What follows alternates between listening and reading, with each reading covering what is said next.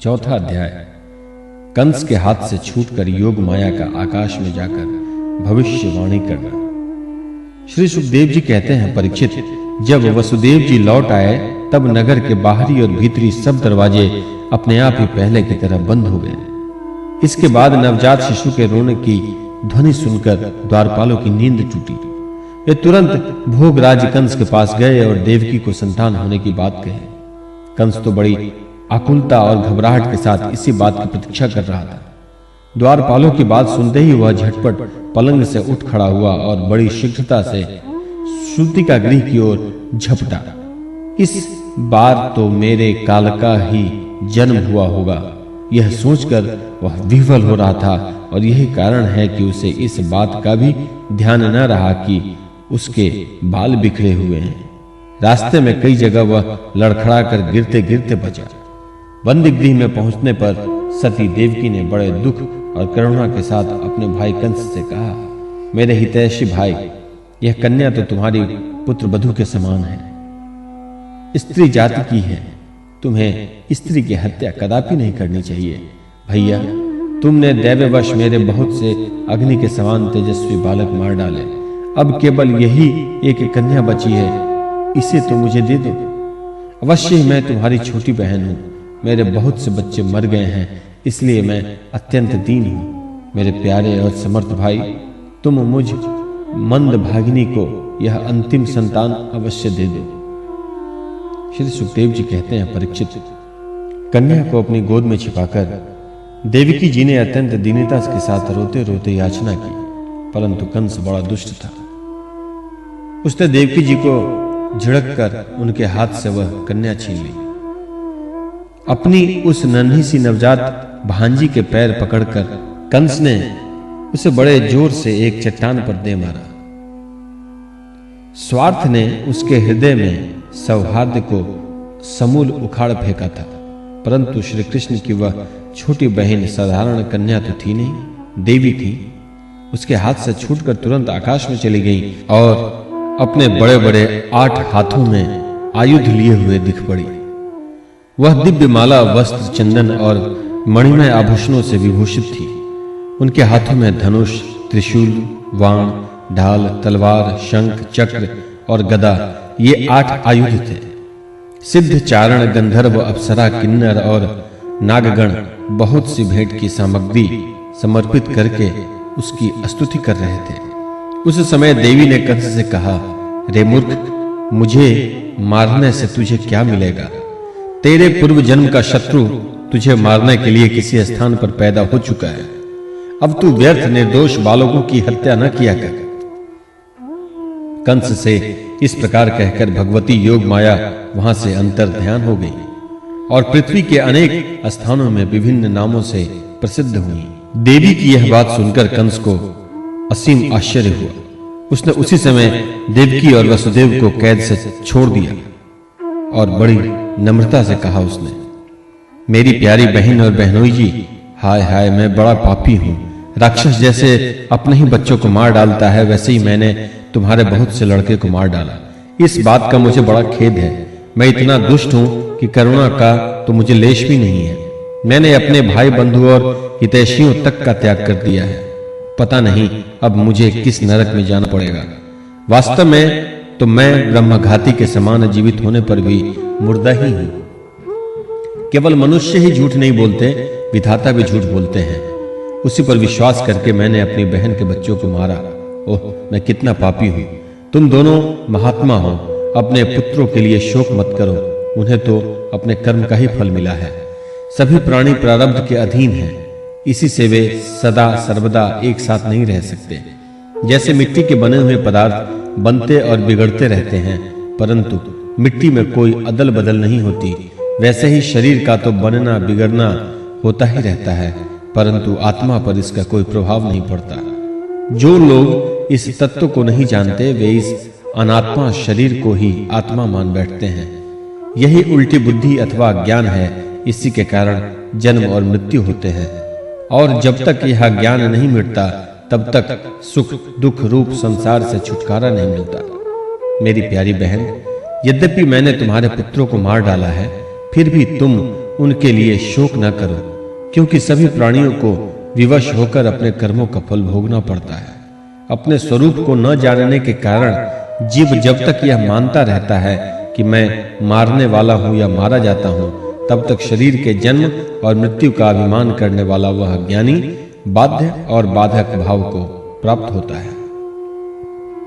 अर्थात वह दूसरों को दुख देता है और स्वयं दुख भोगता है। मेरी यह दुष्टता तुम दोनों क्षमा करो, क्योंकि तुम बड़े ही साधु स्वभाव और दीनों के रक्षक हो। ऐसा कहकर कंस ने अपनी बहन देवकी और वसुदेव के चरण पकड़ लिए।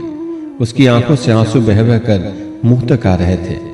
इसके बाद उसने योग माया के वचनों पर विश्वास करके देवकी और वसुदेव को कैद से छोड़ दिया और वह तरह तरह से उनके प्रति अपना प्रेम प्रकट करने लगा। जब देवकी जी ने देखा कि भाई कंस को पश्चाताप हो रहा है, तब उन्होंने उसे क्षमा कर दिया। वे उसके पहले अपराधों को भूल गईं और वासुदेव जी ने हंसकर कंस से कहा, मनस्वी कंस, आप जो कहते हैं वह ठीक वैसा ही है। जीव अज्ञान के कारण ही शरीर आदि को मैं मान बैठते हैं। इसी से अपने पराये का भेद हो जाता है, और यह भेद दृष्टि हो जाने पर तो वे शोक, हर्ष, भय, द्वेष, लोभ, मोह और मद से अंधे हो जाते हैं। फिर तो उन्हें इस बात का भी पता नहीं रहता कि सबसे प्रेरक भगवान ही एक भाव से दूसरे भाव का, एक वस्तु से दूसरे वस्तु का नाश कर रहे हैं। श्री सुखदेव जी कहते हैं, परीक्षित, जब वसुदेव और देवकी ने इस प्रकार प्रसन्न होकर निष्कपट भाव से कंस के साथ बातचीत की, तब उनसे अनुमति लेकर वह अपने महल में चला गया। वह रात्रि बीत जाने पर कंस ने अपने मंत्रियों को बुलाया और योग माया ने जो कुछ कहा था वह सब उन्हें कह सुनाया। कंस के मंत्री पूर्णतया नीति निपुण थे। नीति निपुण देवताओं के प्रति शत्रुता का भाव रखते थे। अपने स्वामी कंस की बात सुनकर वे देवताओं पर और भी चिढ़ गए और कंस से कहने लगे, भोगराज, यदि ऐसी बात है तो हम आज ही बड़े-बड़े नगरों में, छोटे-छोटे गांवों में, अहिरों की बस्तियों में और दूसरे स्थानों में जितने बच्चे हुए हैं, वे चाहे 10 दिन से अधिक के हों या कम के, सबको आज ही मार डालेंगे। समर भीर देवगण युद्धोद्योग करके ही क्या करेंगे? वे तो आपके धनुष की टंकार सुनकर ही सदा सर्वदा घबराए रहते हैं। जिस समय युद्ध भूमि में आप चोट पर चोट करने लगते हैं, वाण वर्षा से घायल होकर अपने प्राणों की रक्षा के लिए सम्रांगन छोड़कर देवता लोग पलायन परायण होकर इधर-उधर भाग जाते हैं। कुछ देवता तो अपने अस्त्र शस्त्र जमीन पर डाल देते हैं और हाथ जोड़कर आपके सामने अपनी दीनता प्रकट करने लगते हैं। कोई अपनी चोटी के बाल तथा कच्छ खोलकर आपकी शरण में आकर कहते हैं कि हम भयभीत हैं, हमारी रक्षा कीजिए। आप उन शत्रुओं को नहीं मारते जो अस्त्र शस्त्र भूल गए हो, जिनका रथ टूट गया हो, जो डर गए हो, जो लोग युद्ध छोड़कर अन्य मनस्क हो गए हो, जिनका धनुष टूट गया हो या जिन्होंने युद्ध से अपना मुख मोड़ लिया हो, उन्हें भी आप नहीं मारते। देवता तो बस वही वीर बनते हैं जहां कोई लड़ाई झगड़ा न हो। रणभूमि के बाहर वे बड़ी-बड़ी ढींग हाँकते हैं। उनसे तथा एकांतवासी विष्णु, वनवासी शंकर, अल्पविद इंद्र और तपस्वी ब्रह्मा से भी हमें क्या भय हो सकता है? फिर भी देवताओं की उपेक्षा नहीं करनी चाहिए, ऐसी हमारी राय है, क्योंकि है तो वे शत्रु ही। इसलिए उनकी जड़ उखाड़ फेंकने के लिए आप हम जैसे विश्वास पात्र सेवकों को नियुक्त कर दीजिए। जब मनुष्य के शरीर में रोग हो जाता है और उसकी चिकित्सा नहीं की जाती, उपेक्षा कर दी जाती है, तब रोग अपनी जड़ जमा लेती है और फिर वह असाध्य हो जाता है। अथवा जैसे इंद्रियों की उपेक्षा कर देने पर उनका दमन असंभव हो जाता है, वैसे ही यदि पहले शत्रु की उपेक्षा कर दी जाए और वह अपना पांव जमा ले, तो फिर उसको हराना कठिन हो जाता है। देवताओं की जड़ है विष्णु और वह वहां रहता है जहां सनातन धर्म है।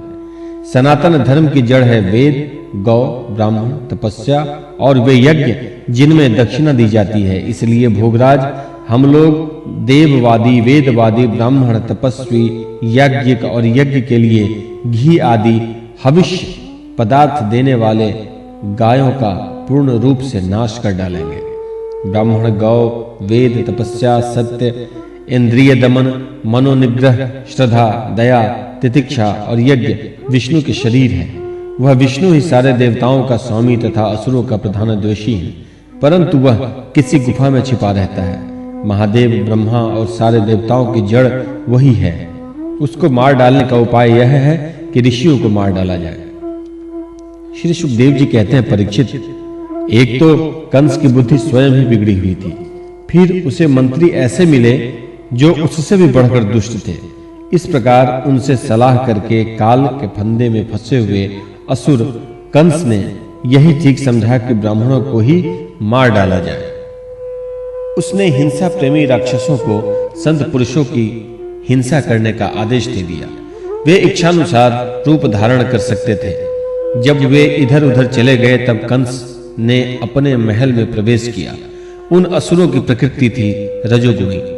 तमोगुण के कारण उनका चित्त उचित और अनुचित के विवेक से रहित हो गया था। उनके सिर पर मौत नाच रही थी। यही कारण है कि उन्होंने संतों से द्वेष किया। परीक्षित, जो लोग महान संत पुरुषों का अनादर करते हैं, उनका वह कुकर्म उनकी आयु, लक्ष्मी, कीर्ति, धर्म, लोक परलोक, विषय भोग और सब के सब कल्याण के साधनों को नष्ट कर देता है। 5वां अध्याय, गोकुल में भगवान का जन्म महोत्सव। श्री सुखदेव जी कहते हैं, परीक्षित, नंद बाबा बड़े मनस्वी और उदार थे। पुत्र का जन्म होने का तो उनका हृदय विलक्षण आनंद से भरा हुआ था। उन्होंने स्नान किया और पवित्र होकर सुंदर सुंदर वस्त्राभूषण धारण किए। फिर वेदज्ञ ब्राह्मणों को बुलाकर स्वस्ति वाचन और अपने पुत्र का जात कर्म संस्कार करवाया। साथ ही देवता और पितरों की विधि पूर्वक पूजा भी करवाई। उन्होंने ब्राह्मणों को वस्त्र और आभूषणों से सुसज्जित 2 लाख गौवें दान की। रत्नों और सुनहरे वस्त्रों से ढके हुए तिल के 7 पहाड़ दान किए। संस्कारों से ही गर्भ शुद्धि होती है, यह प्रदर्शित करने के लिए अनेक दृष्टांतों का आलेख करते हैं। समय से नूतन जल, अशुद्ध भूमि आदि, स्नान से शरीर को, प्रक्षालन से वस्त्रादि, संस्कारों से गर्भादि, तपस्या से इंद्रिय आदि, यज्ञ से ब्राह्मण आदि, दान से धन धान्य आदि और संतोष से मन आदि द्रव्य शुद्ध होते हैं, परंतु आत्मा की शुद्धि तो आत्मज्ञान से ही होती है। उस समय ब्राह्मण सूत, मगध, बंदीजन मंगलमय आशीर्वाद देने तथा स्तुति करने लगे।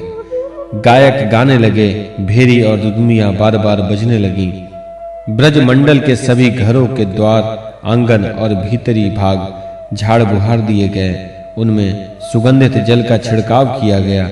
उन्हें चित्र विचित्र ध्वजा, पताका, पुष्पों की मालाओं, रंग बिरंगे वस्त्र और पल्लवों के वंदनवारों से सजाया गया। गाय, बैल और बछड़ों के अंगों से हल्दी तेल का लेप कर दिया गया और उन्हें गेरू आदि रंगीन धातुएं, मोर पंख, फूलों के हार, तरह तरह के सुंदर वस्त्र और सोने की जंजीरों से सजा दिया गया। परीक्षित, सभी ग्वाल बहुमूल्य वस्त्र, गहने, अंगरखे और पगड़ियों से सुसज्जित होकर और अपने हाथों में भेंट की बहुत सी सामग्रियां लेकर नंद बाबा के घर आए। यशोदा जी के पुत्र हुआ है, यह सुनकर गोपियों को भी बड़ा आनंद हुआ। उन्होंने सुंदर सुंदर वस्त्र, आभूषण और अंजन आदि से अपना श्रृंगार किया। गोपियों के मुख कमल बड़े ही सुंदर जान पड़ते थे। उन पर लगी हुई कुमकुम ऐसी लगती थी मानो कमल की केसर हो। जिनके नितंब बड़े बड़े थे, वे भेंट की सामग्री ले लेकर जल्दी जल्दी यशोदा जी के पास चली। उस समय उनके पयोधर हिल रहे थे। गोपियों के कानों में चमकती हुई मणियों के कुंडल झिलमिला रहे थे। गले में सोने का हार, हैकल या हुमेल जगमगा रहे थे। वे बड़े सुंदर सुंदर रंग बिरंगे वस्त्र पहनी हुई थी। मार्ग में उनकी चोटियों में गुथे हुए फूल बरसते जा रहे थे। हाथों में जड़ाओं कंगन अलग ही चमक रहे थे। उनके कानों के कुंडल, पयोधर और हार हिलते जाते थे। इस प्रकार नंद बाबा के घर जाते समय उनकी शोभा बड़ी अनूठी जान पड़ती थी। नंद बाबा के घर जाकर वे नवजात शिशु को आशीर्वाद देती, यह चिरजीवी हो भगवान, इसकी रक्षा करो और लोगों पर हल्दी तेल से मिला हुआ पानी छिड़क देती तथा ऊंचे स्वर से मंगल गान करती हुई चली जाती। भगवान श्री कृष्ण समस्त जगत के एकमात्र स्वामी हैं। उनके ऐश्वर्य, माधुर्य, वात्सल्य सभी अनंत हैं। वे जब नंद बाबा के व्रज में प्रकट हुए उस समय उनके जन्म का महान उत्सव मनाया गया। उसमें बड़े-बड़े विचित्र और मंगलमय बाजे बजाए जाने लगे। आनंद से मतवाले होकर गोपगण एक दूसरों पर दही, दूध, घी और पानी उड़ेलने लगे। एक दूसरे के मुंह पर मक्खन मलने लगे और मक्खन फेंक-फेंक कर आनंदोत्सव मनाने लगे। नंद बाबा स्वभाव से ही परम उदार और मनस्वी थे। उन्होंने गोपों को बहुत से वस्त्र, आभूषण और गौएं दी। सूत, मागध, बंदीजनों, नृत्य, वाद्य आदि विद्याओं से अपना जीवन निर्वाह करने वालों तथा दूसरे गुणीजनों को भी नंद बाबा ने प्रसन्नता पूर्वक उनकी मुहमांगी वस्तुएं देकर उनका यथोचित सत्कार किया। यह सब करने में उनका उद्देश्य यही था कि इन कर्मों से भगवान विष्णु प्रसन्न हो और मेरे इस नवजात शिशु का मंगल हो।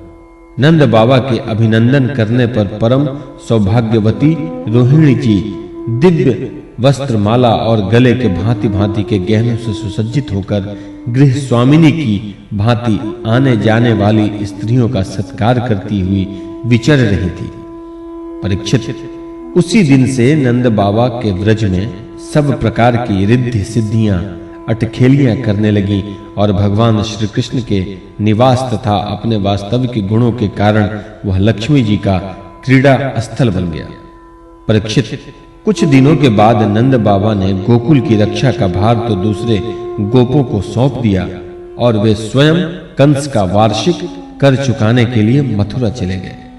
जब वसुदेव जी को यह मालूम हुआ कि हमारे भाई नंद जी मथुरा में आए हैं और राजा कंस को उसका कर भी दे चुके हैं, तब वे जहां नंद बाबा ठहरे हुए थे वहां गए। वसुदेव जी को देखते ही नंद जी सहसा उठकर खड़े हो गए, मानो मृतक शरीर में प्राण आ गया। उन्होंने बड़े प्रेम से अपने प्रियतम वसुदेव जी को दोनों हाथों से पकड़कर हृदय से लगा लिया। नंद बाबा उस समय प्रेम से विह्वल हो रहे थे। परीक्षित, नंद बाबा ने वसुदेव जी का बड़ा स्वागत सत्कार किया। वे आदर पूर्वक आराम से बैठ गए। उस समय उनका चित्त अपने पुत्रों में लग रहा था। वे नंद बाबा से कुशल मंगल पूछकर कहने लगे। वसुदेव जी ने कहा, भाई, तुम्हारी अवस्था ढल गई थी और अब तक तुम्हें कोई संतान नहीं हुई थी, यहाँ तक कि अब तुम्हें संतान की कोई आशा भी न थी। यह बड़े सौभाग्य की बात है कि अब तुम्हें संतान प्राप्त हो गई है। यह भी बड़े आनंद का विषय है कि आज हम लोगों का मिलना हो गया है। अपने प्रेमियों का मिलना भी बड़ा दुर्लभ है। इस संसार का चक्र ही ऐसा है। इसे तो एक प्रकार का पुनर्जन्म ही समझना चाहिए। जैसे नदी के प्रबल प्रवाह में बहते हुए बेड़े और तिनके सदा एक साथ नहीं रह सकते, वैसे ही सगे संबंधी और प्रेमियों का भी एक स्थान पर रहना संभव नहीं है। यद्यपि यह सबको प्रिय लगता है क्योंकि सबके प्रारब्ध कर्म अलग-अलग होते हैं। आजकल तुम जिस महावन में अपने भाई, बंधु और स्वजनों के साथ रहते हो, उसमें जल, घास और लता पत्रादि तो भरे पूरे हैं ना। वह वन पशुओं के लिए अनुकूल और सब प्रकार के रोगों से तो बचा है। भाई, मेरा लड़का अपनी माँ रोहिणी के साथ तुम्हारे ब्रज में रहता है। उसका लालन पालन तुम और यशोदा करते हो, इसलिए वह तो तुम्ही को अपने पिता माता मानता होगा। वह अच्छी तरह है ना। मनुष्य के लिए वे ही धर्म, अर्थ और काम शास्त्र विहित है, जिनसे उसके स्वजनों को सुख मिले। जिनसे केवल अपने को ही सुख मिलता है किंतु अपने स्वजनों को दुख मिलता है, वे धर्म, अर्थ और काम हितकारी नहीं है। नंद बाबा ने कहा, भाई वसुदेव, कंस ने देवकी के गर्भ से उत्पन्न तुम्हारे कई पुत्र मार डाले। अंत में एक सबसे छोटी कन्या बच रही थी, वह भी स्वर्ग से धार गई। इसमें संदेह नहीं कि प्राणियों का सुख दुख भाग्य पर ही आलंबित है। भाग्य ही प्राणी का एकमात्र आश्रय है। जो जान लेता है कि जीवन के सुख दुख का कारण भाग्य ही है, वह उनके प्राप्त होने पर मोहित नहीं होता। वसुदेव जी ने कहा, भाई, तुमने राजा कंस को उसका सालाना कर चुका दिया, हम दोनों मिल भी चुके, अब तुम्हें यहां अधिक दिन नहीं ठहरना चाहिए, क्योंकि आजकल गोकुल में बड़े-बड़े उत्पात हो रहे हैं। श्री सुखदेव जी कहते हैं, परीक्षित, जब वसुदेव जी ने इस प्रकार कहा तब नंद आदि गोपों ने उनसे अनुमति ले बैलों से जुते हुए छकड़ों पर सवार होकर गोकुल की यात्रा की। छठा अध्याय, पूतना उद्धार। श्री सुखदेव जी कहते हैं, परीक्षित, नंद बाबा जब मथुरा से चले तब रास्ते में विचार करने लगे कि वसुदेव जी का कथन झूठा नहीं हो सकता। उससे उनके मन में उत्पात होने की आशंका हो गई। तब उन्होंने मन ही मन भगवान की शरण है वे ही रक्षा करेंगे ऐसा निश्चय किया। पूतना नाम की एक बड़ी क्रूर राक्षसी, उसका एक ही काम था बच्चों को मारना। कंस की आज्ञा से वह नगर, ग्राम और अहिरों की बस्तियों में बच्चों को मारने के लिए घूमा करती थी। जहां के लोग अपने प्रतिदिन के कामों में राक्षसों के भय को दूर भगाने वाले भक्त वत्सल भगवान के नाम, गुण और लीलाओं का श्रवण, कीर्तन और स्मरण नहीं करते, वही ऐसी राक्षसियों का बल चलता है। वह पूतना आकाश मार्ग से चल सकती थी और अपनी इच्छा के अनुसार रूप भी बना लेती थी।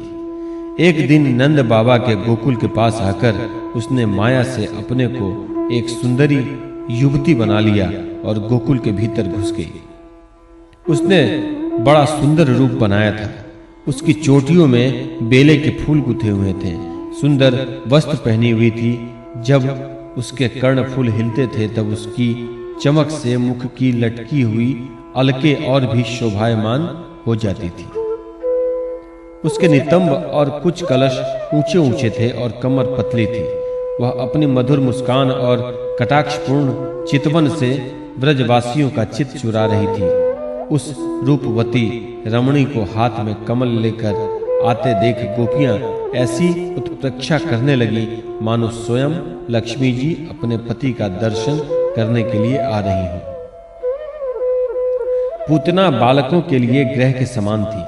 वह इधर उधर बालकों को ढूंढती हुई अनायास ही नंद बाबा के घर में घुस गई। वहां उसने देखा कि बालक श्री कृष्ण सैया पर सोए हुए हैं। परीक्षित, भगवान श्री कृष्ण दुष्टों के काल है, परंतु जैसे आग राख की ढेरी में अपने को छिपाए हुए हो, वैसे ही उस समय उन्होंने अपने प्रचंड तेज को छिपा रखा था। भगवान श्री कृष्ण चर अचर सभी प्राणियों के आत्मा है, इसलिए उन्होंने उसी क्षण जान लिया कि यह बच्चे को मार डालने वाला पूतना ग्रह है और अपने नेत्र बंद कर लिए। जैसे कोई पुरुष भ्रमवश सोए हुए सांप को रस्सी समझकर उठा ले, वैसे ही अपने काल रूप भगवान श्री कृष्ण को पूतना ने अपनी गोद में उठा लिया। मखमली मयान के भीतर छिपी हुई तीखी धार वाले तलवार के समान पूतना का हृदय तो बड़ा कुटिल था, किंतु ऊपर से वह बहुत मधुर और सुंदर व्यवहार कर रही थी। देखने में वह एक भद्र महिला के समान ही जान पड़ती थी। इसलिए रोहिणी और यशोदा जी ने उसे घर के भीतर आई देखकर भी उसकी सौंदर्य प्रभा से हतप्रभित सी होकर कोई रोक टोक नहीं की, चुपचाप खड़ी खड़ी देखती रही। इधर भयानक राक्षसी पूतना ने बालक श्री कृष्ण को अपनी गोद में लेकर उनके मुंह में अपना स्तन दे दिया, जिसमें बड़ा भयंकर और किसी प्रकार भी पच न सकने वाला विष लगा हुआ था। भगवान ने क्रोध को अपना साथी बनाया और दोनों हाथों से उसके स्तनों को जोर से दबाकर उसके प्राणों के साथ उसका दूध पीने लगे। वे उसका दूध पीने लगे और उनका साथी क्रोध प्राण पीने लगा। अब तो पूतना के प्राणों के आश्रयपूर्ण सभी मर्म स्थान फटने लगी। वह पुकारने लगी, अरे छोड़ दे, अब बस कर। वह बार बार अपने हाथ और पैर पटक पटक कर रोने लगी। उसके नेत्र उलट गए, उसका सारा शरीर पसीने से लथपथ हो गया। उसके चिल्लाहट का वेग बड़ा भयंकर था। उसके प्रभाव से पहाड़ों के साथ पृथ्वी और ग्रहों के साथ अंतरिक्ष डगमगा उठा। सातों पाताल और दिशाएं गूंज उठी।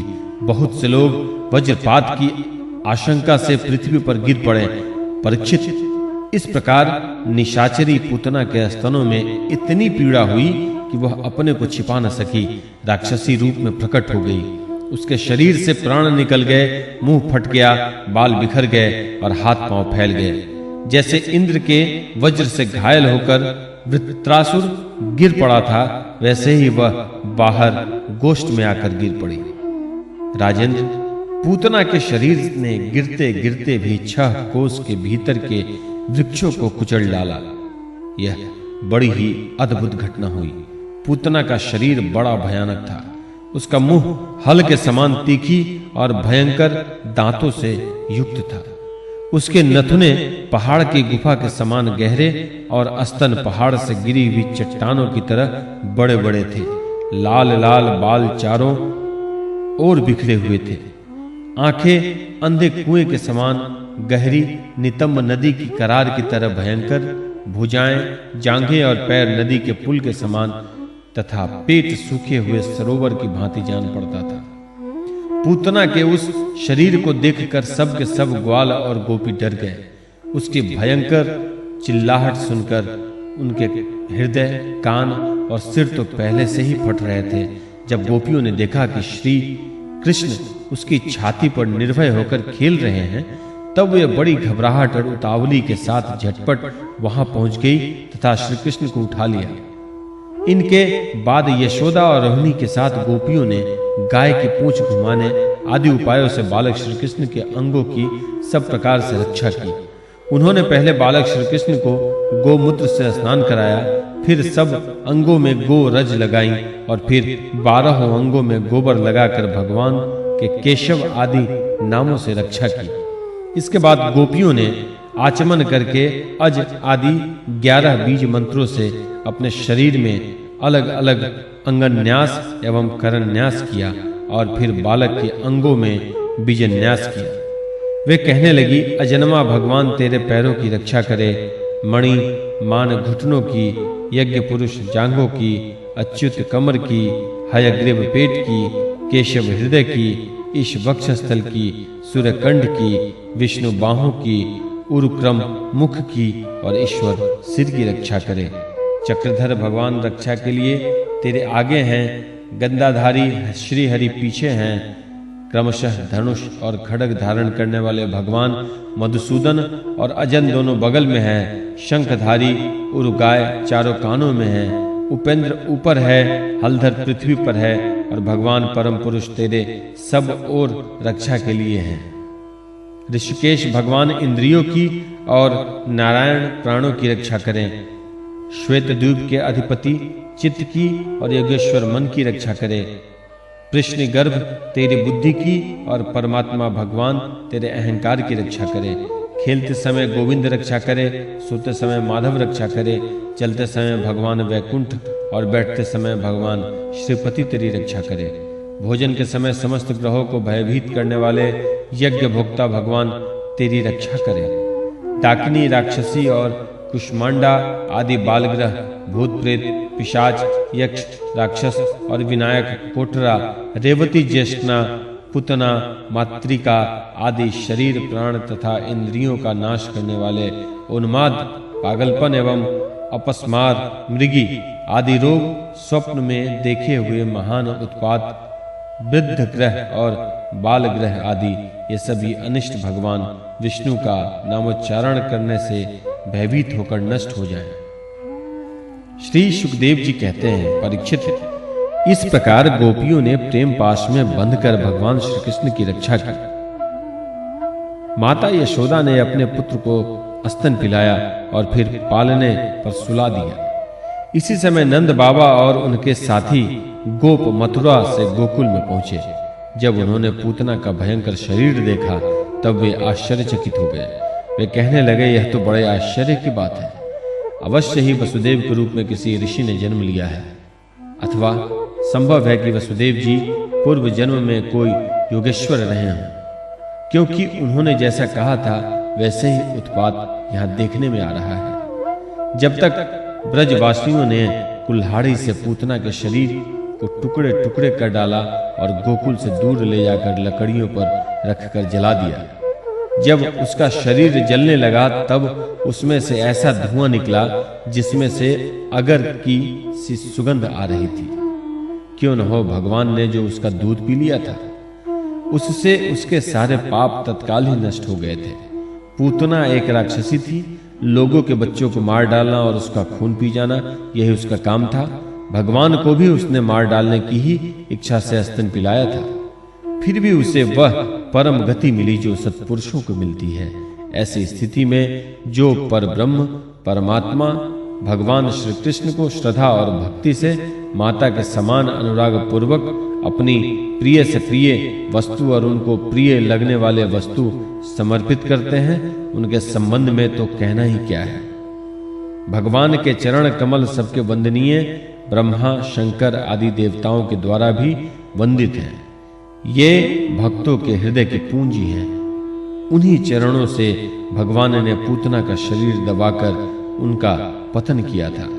माना कि वह राक्षसी थी, परंतु उसे उत्तम से उत्तम गति जो माता को मिलनी चाहिए प्राप्त हुई।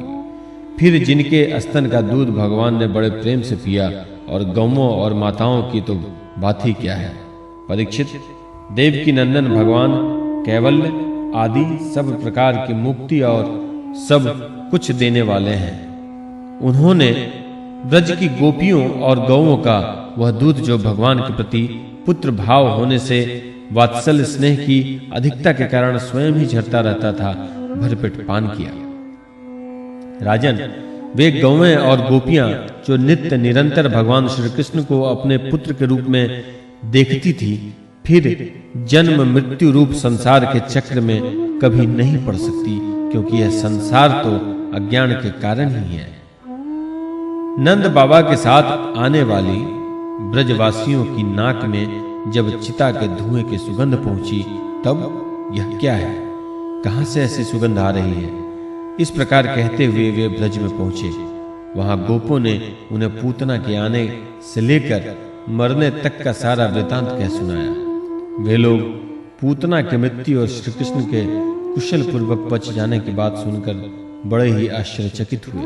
परीक्षित, उदार शिरोमणि नंद बाबा ने मृत्यु के मुख से बचे हुए अपने लाला को गोद में उठा लिया और बार-बार उसका सिर सूंघकर मन ही मन बहुत आनंदित हुए। यह पूतना मोक्ष भगवान श्री कृष्ण की अद्भुत बाल लीला है। जो मनुष्य श्रद्धा पूर्वक इसका श्रवण करता है, उसे भगवान श्री कृष्ण के प्रति प्रेम प्राप्त होता है।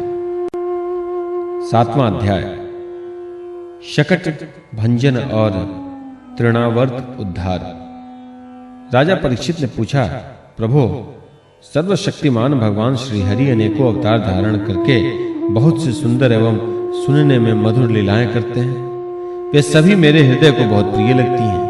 उनके श्रवण मात्र से भगवत संबंधी कथा से आरुचि और विविध विषयों की तृष्णा भाग जाती है। मनुष्य का अंतःकरण शीघ्र से शीघ्र शुद्ध हो जाता है। भगवान के चरणों में भक्ति और उनके भक्त जनों से प्रेम भी प्राप्त हो जाता है। यदि आप मुझे उनके श्रवण का अधिकारी समझते हैं, तो भगवान की उन्हीं मनोहर लीलाओं का वर्णन कीजिए। भगवान श्री कृष्ण ने मनुष्य लोक में प्रकट होकर मनुष्य जाति के स्वभाव का अनुसरण करते हुए जो बाल लीलाएं की हैं, अवश्य ही वे अत्यंत अद्भुत हैं। इसलिए आप अब उनकी दूसरी बाल लीलाओं का भी वर्णन कीजिए। श्री सुखदेव जी कहते हैं, परीक्षित, एक बार भगवान श्री कृष्ण के करवट बदलने का अभिषेक उत्सव मनाया जा रहा था। उसी दिन उनका जन्म नक्षत्र भी था। घर में बहुत सी स्त्रियों की भीड़ लगी हुई थी। गाना बजाना हो रहा था। उन्हीं स्त्रियों के बीच में खड़ी हुई सती साध्वी यशोदा जी ने अपने पुत्र का अभिषेक किया। उस समय ब्राह्मण लोग मंत्र पढ़ पढ़ कर आशीर्वाद दे रहे थे। नंद रानी यशोदा जी ने ब्राह्मणों का खूब पूजा सम्मान किया। उन्हें अन्न वस्त्र माला गाय आदि मुहमांगी वस्तुएं दी। जब यशोदा ने उन ब्राह्मणों द्वारा अस्तित्व वाचन कराकर स्वयं बालक के नहलाने आदि का कार्य संपन्न कर लिया, तब यह देखकर कि मेरे लल्ला के नेत्रों में नींद आ रही है, अपने पुत्र को धीरे से शैया पर सुला दिया। थोड़ी देर में श्याम सुंदर की आंखें खुली। तो वे स्तनपान के लिए रोने लगे। उस समय मनस्विनी यशोदा जी उत्सव में आए हुए ब्रजवासियों के स्वागत सत्कार में बहुत ही तन्मय हो रही थी, इसलिए उन्हें श्री कृष्ण का रोना सुनाई नहीं पड़ा। तब श्री कृष्ण रोते रोते अपने पांव उछालने लगे। शिशु श्री कृष्ण एक छकड़े के नीचे सोए हुए थे। उनके पांव अभी लाल लाल कोपलों के समान बड़े ही कोमल और नन्हे नन्हे थे, परंतु वह नन्हा सा पांव लगते ही विशाल छकड़ा उलट गया। उस छकड़े पर दूध दही आदि अनेक रसों से भरी हुई मटकियां और दूसरे बर्तन रखे हुए थे। वे सब के सब फूट फाट गए और छकड़े के पहिए तथा धुरे अस्त व्यस्त हो गए। उनका जुआ फट गया।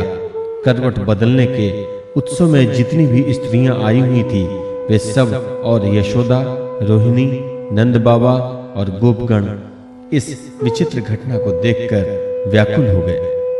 वे आपस में कहने लगे, अरे यह क्या हो गया?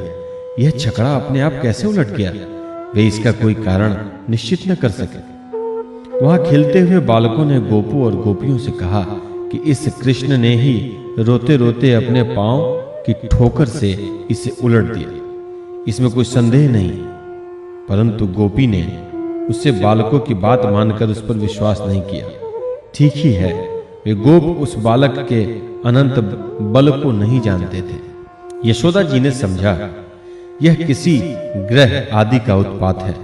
उन्होंने अपने रोते हुए लाडले लाल को गोद में लेकर ब्राह्मणों से वेद मंत्र के द्वारा शांति पाठ कराया और फिर वे उसे स्तन पिलाने लगे। बलवान गोपों ने छकड़े को फिर सीधा कर दिया। उस पर पहले की तरह सारी सामग्री रख दी। ब्राह्मणों ने हवन किया और दही, अक्षत, कुश और जल के द्वारा भगवान और उस छकड़े की पूजा की। जो किसी के गुणों में दोष नहीं निकालते, झूठ नहीं बोलते, दंभ, ईर्ष्या और हिंसा नहीं करते तथा अभिमान से रहित हैं, उन सत्यशील ब्राह्मणों का आशीर्वाद कभी विफल नहीं होता। यह सोचकर नंद बाबा ने बालक को गोद में उठा लिया और ब्राह्मणों से साम, ऋक् और अजुर्वेद के मंत्रों द्वारा संस्कृत एवं पवित्र औषधियों से युक्त जल से अभिषेक कराया। उन्होंने बड़ी एकाग्रता से स्वस्तयन पाठ और हवन कराकर ब्राह्मणों को अति उत्तम अन्न का भोजन कराया। इसके बाद नंद बाबा ने अपने पुत्र की उन्नति और अभिवृद्धि की कामना से ब्राह्मणों को सर्वगुण संपन्न बहुत सी गौवें दी। वे गौवें वस्त्र, पुष्पमाला और सोने के हारों से सजी हुई थी। ब्राह्मणों ने उन्हें आशीर्वाद दिया। यह बात स्पष्ट है कि जो वेदवेत्ता और सदाचारी ब्राह्मण होते हैं उनका आशीर्वाद कभी निष्फल नहीं होता। एक दिन की बात है, सती यशोदा जी अपने प्यारे लल्ला को गोद में लेकर दुलार रही थी। सहसा श्री कृष्ण चट्टान के समान भारी बन गए। वे उनका भार न सह सकी। उन्होंने भार से पीड़ित होकर श्री कृष्ण को पृथ्वी पर बैठा दिया। इस नई घटना से वे अत्यंत चकित हो रही थी। इसके बाद उन्होंने भगवान पुरुषोत्तम का स्मरण किया और घर के काम में लग गईं। तृणावर्त नाम का एक दैत्य था। वह कंस का निजी सेवक था। कंस की प्रेरणा से ही वह बवंडर के रूप में गोकुल में आया और बैठे हुए बालक श्री कृष्ण को उड़ाकर आकाश में ले गया। उसने ब्रजरज से सारे गोकुल को ढक दिया और लोगों की देखने की शक्ति हर ली। उसके अत्यंत भयंकर शब्द से दसों दिशाएं कांप उठी थी। सारा ब्रज 2 घड़ी तक रज और तम में ढक गया था। यशोदा जी ने अपने पुत्र को जहां बैठा दिया था वहां जाकर देखा तो श्री कृष्ण वहां थे ही नहीं। उस समय तृणावर्त में बवंडर रूप से इतनी बालू उड़ा रखी थी कि सभी लोग अत्यंत उद्विग्न और बेसुध हो गए थे। उन्हें अपना पराया कुछ भी नहीं सूझ रहा था। उस जोर की आंधी और धूल की वर्षा में अपने पुत्र का पता न पाकर यशोदा को बड़ा शोक हुआ। वे अपने पुत्र की याद करके बहुत ही दीन हो गईं और बछड़े के मर जाने पर गाय की जो दशा होती है वही दशा उनकी हो गई। वे पृथ्वी पर गिर पड़ी। बवंडर के शांत होने पर जब धूल की वर्षा का वेग कम हो गया तब यशोदा जी के रोने का शब्द सुनकर दूसरी गोपियां वहां दौड़ आईं। नंद नंदन श्याम सुंदर श्री कृष्ण को न देखकर उनके हृदय में भी बड़ी संताप हुआ। आंखों से आंसू की धारा बहने लगी। वे फूट फूट कर रोने लगी। इधर तृणावर्त बवंडर रूप से जब भगवान श्री कृष्ण को आकाश में उठा ले गया, तब उनके भारी बोझ को न संभाल सकने के कारण उसका वेग शांत हो गया। वह अधिक चल न सका। तृणावर्त अपने से भी भारी होने के कारण श्री कृष्ण को नीलगिरी की चट्टान समझने लगा। उन्होंने उसका गला ऐसा पकड़ा कि उस अद्भुत शिशु को अपने से अलग नहीं कर सका। भगवान ने इतने जोर से उसका गला पकड़ रखा था कि वह असुर निश्चेष्ट हो गया। उसकी आंखें बाहर आ निकली थी, बोलती बंद हो गई थी, प्राण पखेरु उड़ गए थे और बालक श्री कृष्ण के साथ वह ब्रज में गिर पड़ा। वहां जो स्त्रियां इकट्ठी होकर रो रही थीं, उन्होंने देखा कि वह विकराल दैत्य आकाश से एक चट्टान पर गिर पड़ा है और उसका एक एक अंग चकनाचूर हो गया है। ठीक वैसे ही जैसे भगवान शंकर के बाणों से आहत हो त्रिपुरासुर गिर गिर कर चूर चूर हो गया था। भगवान श्री कृष्ण उसके वक्ष स्थल पर लटक रहे थे। यह देखकर गोपियां विस्मित हो गईं। उन्होंने झटपट वहां जाकर श्री कृष्ण को गोद में ले लिया और लाकर उन्हें माता को दे दिया। बालक मृत्यु के मुख से सकुशल लौट आया।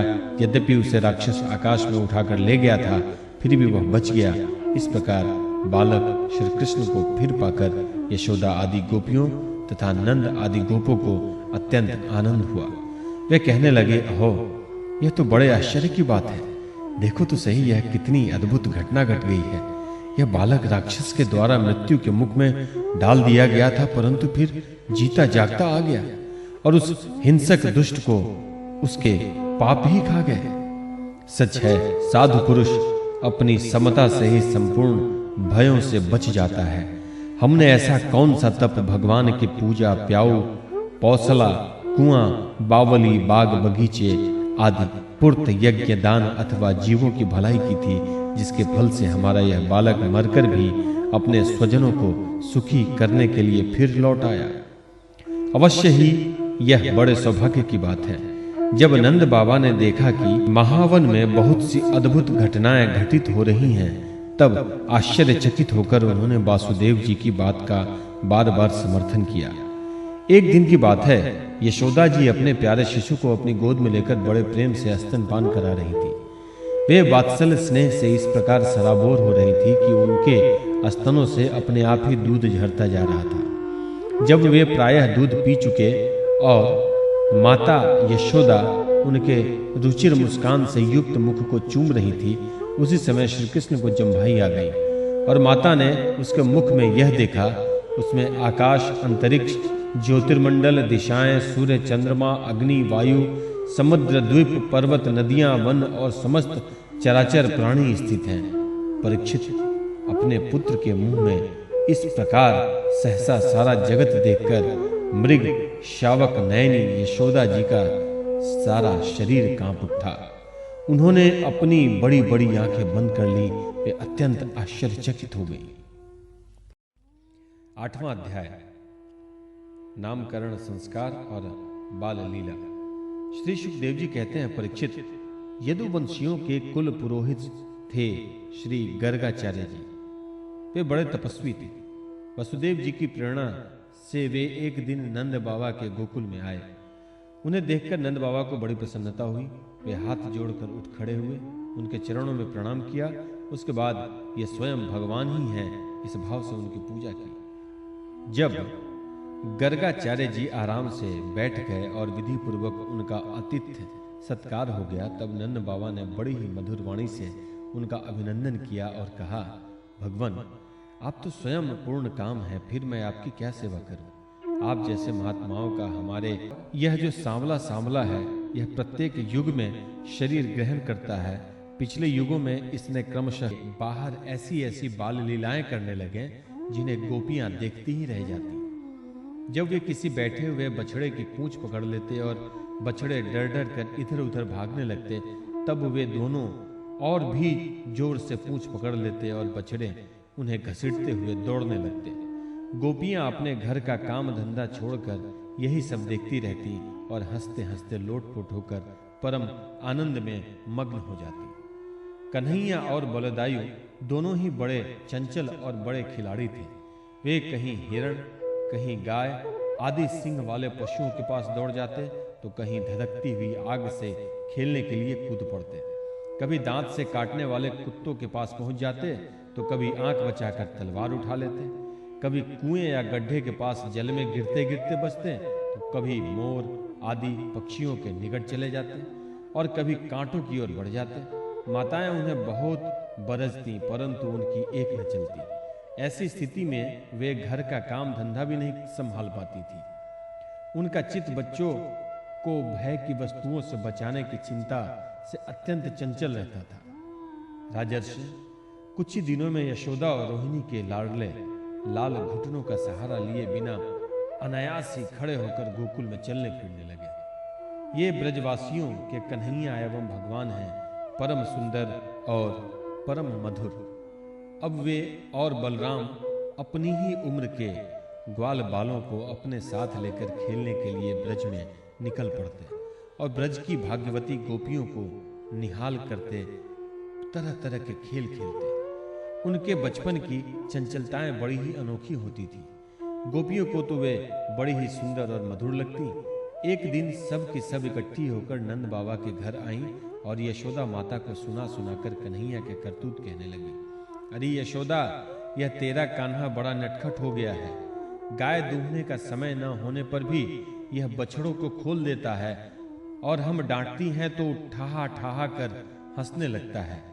यह चोरी के बड़े बड़े उपाय करने हमारे मीठे मीठे दही दूध चुरा चुरा कर खा जाता है। केवल अपने ही खाता तो एक बात भी थी, यह तो सारा दही दूध वानरों को भी बांट देता है और जब वे भी पेट भर जाने पर नहीं खा पाते तब यह हमारे माटों को ही फोड़ डालता है। यदि घर में कोई वस्तु इसे नहीं मिलती तो यह घर और घर वालों पर बहुत खींचता है और हमारे बच्चों को रुलाकर भाग जाता है। जब हम दही दूध को छीकों पर रख देते हैं और इसके छोटे छोटे हाथ वहां तक नहीं पहुंच पाते तब यह बड़े बड़े उपाय रचता है। कहीं दो चार पीढ़ों को एक के ऊपर एक रख देता है, कहीं उखल पर चढ़ जाता है तो कहीं उखल पर पीढ़ा रख देता है। कभी कभी तो अपने किसी साथी के कंधे पर ही चढ़ जाता है। जब इतने पर भी काम नहीं चलता तब यह नीचे से ही उन बर्तनों में छेद कर देता है। इसे इस बात की पक्की पहचान रहती है कि किस छीके पर किस बर्तन में क्या रखा है और ऐसे ढंग से छेद करना जानता है कि किसी को पता तक न चले। जब हम अपनी वस्तुओं को बहुत अंधेरे में छिपा देती हैं तब नंदरानी, तुमने जो इसे बहुत से मणिमय आभूषण पहना रखे हैं उनके प्रकाश से अपने आप ही सब कुछ देख लेता है। इसके शरीर में भी ऐसी ज्योति है कि जिससे इसे सब कुछ दिख जाता है। यह इतना चालाक है कि कब कौन कहाँ रहता है इसका पता रखना है और जब हम सब घर के काम धंधों में उलझी रहती हैं तब यह अपना काम बना लेता है। ऐसा करके भी ढिठाई की बातें करता है, उल्टे हमें ही चोर बनाता है और अपने घर का मालिक बन जाता है। इतना ही नहीं, यह हमारे लिपे पुते स्वच्छ घरों में मूत्र आदि भी कर लेता है। तनिक देखो तो इसकी ओर, वहां तो चोरी के अनेकों उपाय करके काम बनाता है और यहां मालूम हो रहा है मानो पत्थर की मूर्ति खड़ी है। वाह रे भोले भाले साधु। इस प्रकार गोपियां कहती जाती और श्री कृष्ण के भीत चकित नेत्रों से युक्त मुखमंडल को देखती जाती। उनकी यह दशा देखकर नंद रानी यशोदा जी उनके मन का भाव ताड़ लेती और उनके हृदय में स्नेह और आनंद की बाढ़ आ जाती। वे इस प्रकार हंसने लगती कि अपने लाडले कन्हैया को इस बात का उलाहना भी न दे पाती, डांटने की बात तक नहीं सोच पाती। एक दिन बलराम आदि ग्वाल बाल श्री कृष्ण के साथ खेल रहे थे। उन लोगों ने मां यशोदा के पास आकर कहा, मां, कन्हैया ने मिट्टी खाई है। हितैषिणी यशोदा ने श्री कृष्ण का हाथ पकड़ लिया। उस समय श्री कृष्ण की आंखें डर के मारे नाच रही थी। यशोदा मैया ने डांटकर कहा, क्यों रे नटखट, तू बहुत ढीठ हो गया है। तूने अकेले में छिपकर मिट्टी क्यों खाई? देख तो तेरे दल के तेरे सखा क्या कह रहे हैं। तेरे बड़े भैया बलदाऊ भी तो उन्हीं की ओर से गवाही दे रहे हैं। भगवान श्री कृष्ण ने कहा, मां, मैंने मिट्टी नहीं खाई, ये सब झूठ बक रहे हैं। यदि तुम इन्हीं की बात सच मानती हो तो मेरा मुंह तुम्हारे सामने ही है, तुम अपनी आंखों से देख लो। यशोदा जी ने कहा, अच्छी बात, यदि ऐसा है तो मुंह खोल। माता के ऐसा कहने पर भगवान श्री कृष्ण ने अपना मुंह खोल दिया। परीक्षित, भगवान श्री कृष्ण का ऐश्वर्य अनंत है। वे केवल लीला के लिए ही मनुष्य के बालक बने हुए हैं। यशोदा जी ने देखा कि उनके मुख में चर अचर संपूर्ण जगत विद्यमान है। आकाश वह शून्य जिसमें किसी की गति नहीं। दिशाएं, पहाड़, द्वीप और समुद्रों के सहित सारी पृथ्वी, बहने वाली वायु, वैद्युत, अग्नि, चंद्रमा और तारों के साथ संपूर्ण ज्योतिर्मंडल, जल, तेज, पवन, वितय, प्राणियों के चलने फिरने का आकाश, वैकारिक, अहंकार के कार्य देवता, मन, इंद्रिय, पंच तत्व मात्राएं और तीनों गुण श्री कृष्ण के मुख में दिख पड़े। परीक्षित, जीव, काल, स्वभाव, कर्म, उनकी वासना और शरीर आदि के द्वारा विभिन्न रूपों में दिखने वाला यह सारा विचित्र संसार संपूर्ण ब्रज और अपने आप को भी यशोदा जी ने श्री कृष्ण के नन्हे से खुले हुए मुख में देखा। वे बड़ी शंका में पड़ गईं। वे सोचने लगी कि यह कोई स्वप्न है या भगवान की माया। कहीं मेरी बुद्धि में ही तो कोई भ्रम नहीं हो गया है। संभव है मेरे इस बालक में ही कोई जन्मजात योग सिद्धि हो, जो चित्त, मन, कर्म और वाणी के द्वारा ठीक ठीक तथा सुगमता से अनुमान के विषय नहीं होते। यह सारा विश्व जिनके आश्रित हैं, जो इसके प्रेरक हैं और जिसकी सत्ताएं से इसकी प्रतीति होती है, उनका स्वरूप सर्वथा अचिंत्य है। उन प्रभु को मैं प्रणाम करती हूँ। यह मैं हूँ और ये मेरे पति तथा यह मेरा लड़का है। साथ ही मैं व्रजराज की समस्त संपत्तियों की स्वामिनी धर्म पत्नी हूँ। ये गोपियां, गोप और गोधन मेरे अधीन हैं। जिनकी माया से मुझे इस प्रकार की कुमति घेरे हुए है, वे भगवान ही मेरे एकमात्र आश्रय हैं। मैं उन्हीं की शरण में हूँ। जब इस प्रकार यशोदा माता श्री कृष्ण का तत्व समझ गई, तब सर्वशक्तिमान सर्वव्यापक प्रभु ने अपनी पुत्र स्नेहमयी वैष्णवी योग माया का उनके हृदय में संचार कर दिया। यशोदा जी को तुरंत वह घटना भूल गई। उन्होंने अपने दुलारे लाल को गोद में उठा लिया। जैसे पहले उनके हृदय में प्रेम का समुद्र उमड़ता रहता था, वैसे ही फिर उमड़ने लगा। सारे वेद, उपनिषद, सांख्य, योग और भक्तजन जिनके महात्म्य का गीत गाते गाते अघाते नहीं, उन्हीं भगवान को यशोदा जी अपना पुत्र मानती थी। राजा परीक्षित ने पूछा, भगवान, नंद बाबा ने ऐसा कौन सा बहुत बड़ा मंगलमय साधन किया था और परम भाग्यवती यशोदा जी ने भी ऐसी कौन सी तपस्या की थी जिसके कारण स्वयं भगवान ने अपने श्रीमुख से उनका स्तनपान किया? भगवान श्री कृष्ण की वे बाल लीलाएं, जो वे अपने ऐश्वर्य और महत्ता आदि को छिपाकर ग्वाल बालों में करते हैं, इतनी पवित्र हैं कि उनका श्रवण कीर्तन करने वाले लोगों के भी सारे ताप पाप शांत हो जाते हैं। त्रिकालदर्शी ज्ञानी पुरुष आज भी उनका गान करते रहते हैं। वही लीलाएं उनके जन्मदाता माता पिता देवकी वसुदेव जी को तो देखने तक को नहीं मिलती, और नंद यशोदा उनका अपार सुख लूट रहे हैं। इसका क्या कारण है? श्री सुखदेव जी ने कहा, परीक्षित, नंद बाबा पुनर्जन्म में एक श्रेष्ठ वसु थे। उनका नाम था द्रोण और उनकी पत्नी का नाम धरा। उन्होंने ब्रह्मा जी के आदेशों का पालन करने की इच्छा से उनसे कहा। भगवान हो जा रही थी और वे पुष्पों से लदे हुए वन में उनके साथ विहार कर रहे थे। उस समय गंगा जी में 5 के 5 कमल खिले हुए थे। वे स्त्रियों के साथ जल के भीतर घुस गए और जैसे हाथियों का जोड़ा हथनियों के साथ जल क्रीड़ा कर रहा हो, वैसे ही वे उन युवतियों के साथ तरह तरह की क्रीड़ा करने लगे। परीक्षित, संयोगवश उधर से परम समर्थ देवर्षि नारद आ निकले। उन्होंने उन यक्ष युवकों को देखा और समझ लिया कि ये इस समय मतवाले हो रहे हैं। देवर्षि नारद को देखकर वस्त्रहीन अप्सराएं लजा गईं। शाप के डर से उन्होंने तो अपने अपने कपड़े झटपट पहन लिए, परंतु इन यक्षों ने कपड़े नहीं पहने। जब देवर्षि नारद ने देखा कि ये देवताओं के पुत्र होकर श्रीमद से अंधे और मदिरा पान करके उन्मत्त हो रहे हैं, तब उन्होंने उन पर अनुग्रह करने के लिए शाप देते हुए यह कहा। नारद जी ने कहा, जो लोग अपने प्रिय विषयों का सेवन करते हैं, उनकी बुद्धि को सबसे बढ़कर नष्ट करने वाला है श्रीमद। धन संपत्ति का नशा, हिंसा आदि रजोगुणी कर्म और कुलीनता आदि का अभिमान भी उससे बढ़कर बुद्धि भ्रंशक नहीं है। क्योंकि श्रीमद के साथ साथ जो स्त्री जुआ और मदिरा भी रहती है, ऐश्वर्य मद और श्रीमद से अंधे होकर अपनी इंद्रियों के वश में रहने वाले क्रूर पुरुष अपने नाशवान शरीर को तो अजर अमर मान बैठते हैं और अपने ही जैसे शरीर वाले पशुओं की हत्या करते हैं। जिस शरीर को भूदेव, नारदेव, देव आदि नामों से पुकारते हैं, उसकी अंत में क्या गति होगी? उसमें कीड़े पड़ जाएंगे, पक्षी खाकर उसे विष्ठा बना देंगे और वह जल कर राख का ढेर बन जाएगा। उसी शरीर के लिए प्राणियों से द्रोह करने में मनुष्य अपना कौन सा स्वार्थ समझता है? ऐसा करने से तो उसे नरक की ही प्राप्ति होगी।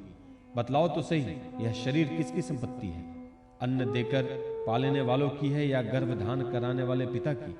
यह शरीर उसे 9 महीने पेट में रखने वाली माता का है अथवा माता को भी पैदा करने वाले नाना का?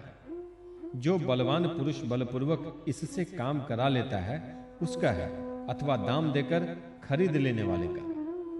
चिता की जिस धधकती आग में यह जल जाएगा उसका है अथवा जो कुत्ते स्यार इसको चीथड़ चीथड़ कर कर खा जाने की आशा लगाए बैठे हैं उनका? यह शरीर एक साधारण सी वस्तु है, प्रकृति से पैदा होते हैं और उसी में समा जाते हैं। ऐसा स्थिति में मूर्ख पशुओं के सिवा और ऐसा कोई बुद्धिमान है जो इसको अपना आत्मा मानकर दूसरों को कष्ट पहुंचाएगा, उनके प्राण लेगा? जो दुष्ट श्रीमत से अंधे हो रहे हैं उनकी आंखों में ज्योति डालने के लिए दरिद्रता ही सबसे बड़ा अंजन है। क्योंकि दरिद्र यह देख सकता है कि दूसरे प्राणी ही मेरे जैसे भी हैं। जिसके शरीर में एक बार कांटा गड़ जाता है वह नहीं चाहता कि किसी भी प्राणी को कांटा गड़ने की पीड़ा सहनी पड़े, क्योंकि उस पीड़ा और उसके द्वारा होने वाले विकारों से वह समझता है कि दूसरे को भी वैसी ही पीड़ा होती है। परंतु जिसे कभी कांटा गड़ा ही नहीं वह उसकी पीड़ा का अनुमान नहीं कर सकता। दरिद्र में घमंड और हेकड़ी नहीं होती, वह सब तरह के मदों से बचा रहता है, बल्कि दैववश उसे जो कष्ट उठाना पड़ता है वह उसके लिए एक बहुत बड़ी तपस्या भी है। जिसे प्रतिदिन भोजन के लिए अन्न जुटाना पड़ता है, भूख से जिसका शरीर दुबला पतला हो गया है, उस दरिद्र की इंद्रियां भी अधिक विषय नहीं भोगना चाहती, सूख जाती हैं और फिर वह अपने भोगों के लिए दूसरे प्राणियों को सताता नहीं, उनकी हिंसा नहीं करता। यद्यपि साधु पुरुष समदर्शी होते हैं, फिर भी उनका समागम दरिद्र के लिए ही सुलभ है, क्योंकि उसके भोग तो पहले से ही छूटे हुए हैं। अब संतों के संग से उसकी लालसा तृष्णा भी मिट जाती है और शीघ्र ही उनका अंतःकरण शुद्ध हो जाता है। जिन महात्माओं के चित्त में सबके लिए समता है, जो केवल भगवान के चरणारविंदों का मकरंद रस पीने के लिए सदा उत्सुक रहते हैं, उन्हें दुर्गुणों के खजाने अथवा दुराचारियों की जीविका चलाने वाले और धन के मद से मतवाले दुष्टों की क्या आवश्यकता है? वे तो उनकी उपेक्षा के ही पात्र हैं। ये दोनों यक्ष वारुणी मदिरा का पान करके मतवाले और श्रीमत से अंधे हो रहे हैं। अपनी इंद्रियों के अधीन रहने वाले इन स्त्री लंपट यज्ञों का अज्ञान जनित मद में मैं चूर चूर कर दूंगा। देखो तो सही, कितना अनर्थ है कि ये लोकपाल कुबेर के पुत्र होने पर भी मदोन्मत्त होकर अचेत हो रहे हैं और इनको इस बात का भी पता नहीं है कि हम बिल्कुल नंग धड़ंग हैं। इसलिए ये दोनों अब वृक्ष योनि में जाने के योग्य हैं। ऐसा होने से इन्हें इस प्रकार का अभिमान न होगा। वृक्ष योनि में जाने पर भी ये मेरी कृपा से इन्हें भगवान की स्मृति बनी रहेगी और मेरे अनुग्रह से देवताओं के 100 वर्ष बीतने पर इन्हें भगवान श्री कृष्ण का सानिध्य प्राप्त होगा और फिर भगवान के चरणों में परम प्रेम प्राप्त करके ये अपने लोक में चले जाएंगे। श्री सुखदेव जी कहते हैं, देवर्षि नारद इस प्रकार कहकर भगवान नर नारायण के आश्रम पर चले गए। नल कुबर और मणिग्रीव ये दोनों एक ही साथ अर्जुन वृक्ष होकर यमलार्जुन नाम से प्रसिद्ध हुए। भगवान श्री कृष्ण ने अपने परम प्रेमी भक्त देवर्षि नारद की बात सत्य करने के लिए धीरे धीरे उखल घसीटते हुए उस ओर प्रस्थान किया जिधर यमलार्जुन वृक्ष थे। भगवान ने सोचा कि देवर्षि नारद मेरे अत्यंत प्यारे हैं और ये दोनों भी मेरे भक्त कुबेर के लड़के हैं, इसलिए महात्मा नारद जी ने जो कुछ भी कहा उसे मैं ठीक उसी रूप से पूरा करूंगा। यह विचार करके भगवान श्री कृष्ण दोनों वृक्षों के बीच में घुस गए। वे तो दूसरे ओर निकल गए, परंतु उखल टेढ़ा होकर अटक गया। दामोदर भगवान श्री कृष्ण की कमर में रस्सी कसी हुई थी उन्होंने अपने पीछे लुढ़कते हुए उखल को ज्यों ही तनिक जोर से खींचा, त्यों ही पेड़ की सारी जड़ें उखड़ गईं। समस्त बल विक्रम के केंद्र भगवान का तनिक सा जोर लगते ही पेड़ों के तने, शाखाएं, छोटी छोटी डालियां और एक एक पत्ते कांप उठे और वे दोनों बड़े जोर से तड़तड़ाते हुए पृथ्वी पर गिर पड़े। उन दोनों वृक्षों में से अग्नि के समान तेजस्वी दो सिद्ध पुरुष निकले। उनके चमचमाते हुए सौंदर्य से दिशाएं दमक उठी। उन्होंने संपूर्ण लोकों के स्वामी भगवान श्री कृष्ण के पास आकर उनके चरणों में सिर रखकर प्रणाम किया और हाथ जोड़कर शुद्ध हृदय से वे उनकी इस प्रकार स्तुति करने लगे। उन्होंने कहा, सच्चिदानंद धन स्वरूप, सबको अपनी ओर आकर्षित करने वाले परम योगेश्वर श्री कृष्ण, आप प्रकृति से अतीत स्वयं पुरुषोत्तम हैं। वेदज्ञ ब्राह्मण यह बात जानते हैं कि यह व्यक्त और अव्यक्त संपूर्ण जगत आपका ही रूप है। आप ही समस्त प्राणियों के शरीर, प्राण, अंतःकरण और इंद्रियों के स्वामी हैं तथा आप ही सर्वशक्तिमान, काल, सर्वव्यापक एवं अविनाशी ईश्वर हैं। आप ही महतत्व और वह प्रकृति है जो अत्यंत सूक्ष्म एवं सत्व गुण, रजोगुण और तमोगुण रूपा है। आप ही समस्त स्थूल और सूक्ष्म शरीर के कर्म, भाव, धर्म और सत्ता को जानने वाले सबके साक्षी परमात्मा हैं। वृत्तियों से ग्रहण किए जाने वाले प्रकृति के गुणों और विकारों के द्वारा आप पकड़ में नहीं आ सकते। स्थूल और सूक्ष्म शरीर के आवरण से ढका हुआ ऐसा कौन सा पुरुष है जो आपको जान सके? क्योंकि आप तो उन शरीरों के पहले भी एक रस विद्यमान थे। समस्त प्रपंच के विधाता भगवान वसुदेव को हम नमस्कार करते हैं। प्रभु, आपके द्वारा प्रकाशित होने वाले गुणों से ही आपने अपनी महिमा छिपा रखी है। परब्रह्म स्वरूप श्री कृष्ण, हम आपको नमस्कार करते हैं। आप प्रकृति शरीर से रहित हैं, फिर भी जब आप ऐसे पराक्रम प्रकट करते हैं तो साधारण शरीरधारियों के लिए शक्य नहीं है। जिनसे बढ़कर तो क्या, जिनके समान भी कोई नहीं कर सकता। तब उनके द्वारा उन शरीरों में आपके अवतारों का पता चल जाता है। प्रभु, आप ही समस्त लोकों के अभ्युदय और निःश्रेयस के लिए इस समय अपनी संपूर्ण शक्तियों से अवतीर्ण हुए हैं। आप समस्त अभिलाषाओं को पूर्ण करने वाले हैं। परम कल्याण साध्य स्वरूप आपको नमस्कार है। परम मंगल साधन स्वरूप आपको नमस्कार है। परम शांत सबके हृदय में विहार करने वाले यदुवंश शिरोमणि श्री कृष्ण को नमस्कार है। अनंत अनन्य हम आपके, यह किसका काम है? ऐसी आश्चर्यजनक दुर्घटना कैसे घट गई? यह सोचकर वे कातर हो गए, उनकी बुद्धि भ्रमित हो गई। वहां कुछ बालक खेल रहे थे। उन्होंने कहा, अरे इसी कन्हैया का तो काम है यह दोनों वृक्ष के बीच में से होकर निकल रहा था। उखल तिरछा हो जाने पर दूसरी ओर इससे उसे खींचा और वृक्ष गिर पड़े। हमने तो इनमें से निकलते हुए दो पुरुष भी देखे हैं, परंतु गोपे ने बालकों की बात नहीं मानी। वे कहने लगे, एक नन्हा सा बालक इतने बड़े वृक्ष को उखाड़ डाले, यह कभी संभव नहीं है। किसी किसी के चित्त श्री कृष्ण की पहले की लीलाओं का स्मरण करके संदेह भी हो आया। नंद बाबा ने देखा उनका प्राणों से प्यारा बच्चा रस्सी में बंधा हुआ उखल घसीटता जा रहा है। वे हंसने लगे और जल्दी से जाकर उन्होंने रस्सी की गांठ खोल दी। सर्वशक्तिमान भगवान कभी कभी गोपियों के फुसलाने से साधारण बालकों के समान नाचने लगते, कभी भोले भाले अनजान बालकों की तरह गाने लगते। वे उनके हाथ की कठपुतली उनके सर्वथा अधीन हो गए। कभी कभी उनकी आज्ञा से पीढ़ा ले आते तो कभी दूसरी आदि तौलने के बटखरे उठा लाते, कभी खड़ाऊ ले आते तो कभी अपने प्रेमी भक्तों को अभिनंदन करने के लिए पहलवानों की भांति ताल ठोकने लगते। इस प्रकार सर्वशक्तिमान भगवान अपनी बाल लीलाओं से ब्रजवासियों को आनंदित करते और संसार में जो लोग उनके रहस्य को जानने वाले हैं उनको यह दिखलाते कि मैं अपने सेवकों के वश में हूं। एक दिन कोई फल बेचने वाली आकर पुकार उठी, फल लो फल। यह सुनते ही समस्त कर्म और उपासनाओं के फल देने वाले भगवान अच्युत फल खरीदने के लिए अपनी छोटी सी अंजलि में अनाज लेकर दौड़ पड़े। उनकी अंजलि से अनाज तो रास्ते में ही बिखर गया, पर फल बेचने वाली ने उनके दोनों हाथ फल से भर दिए। इधर भगवान ने भी उनकी फल रखने वाली टोकरी रत्नों से भर दी।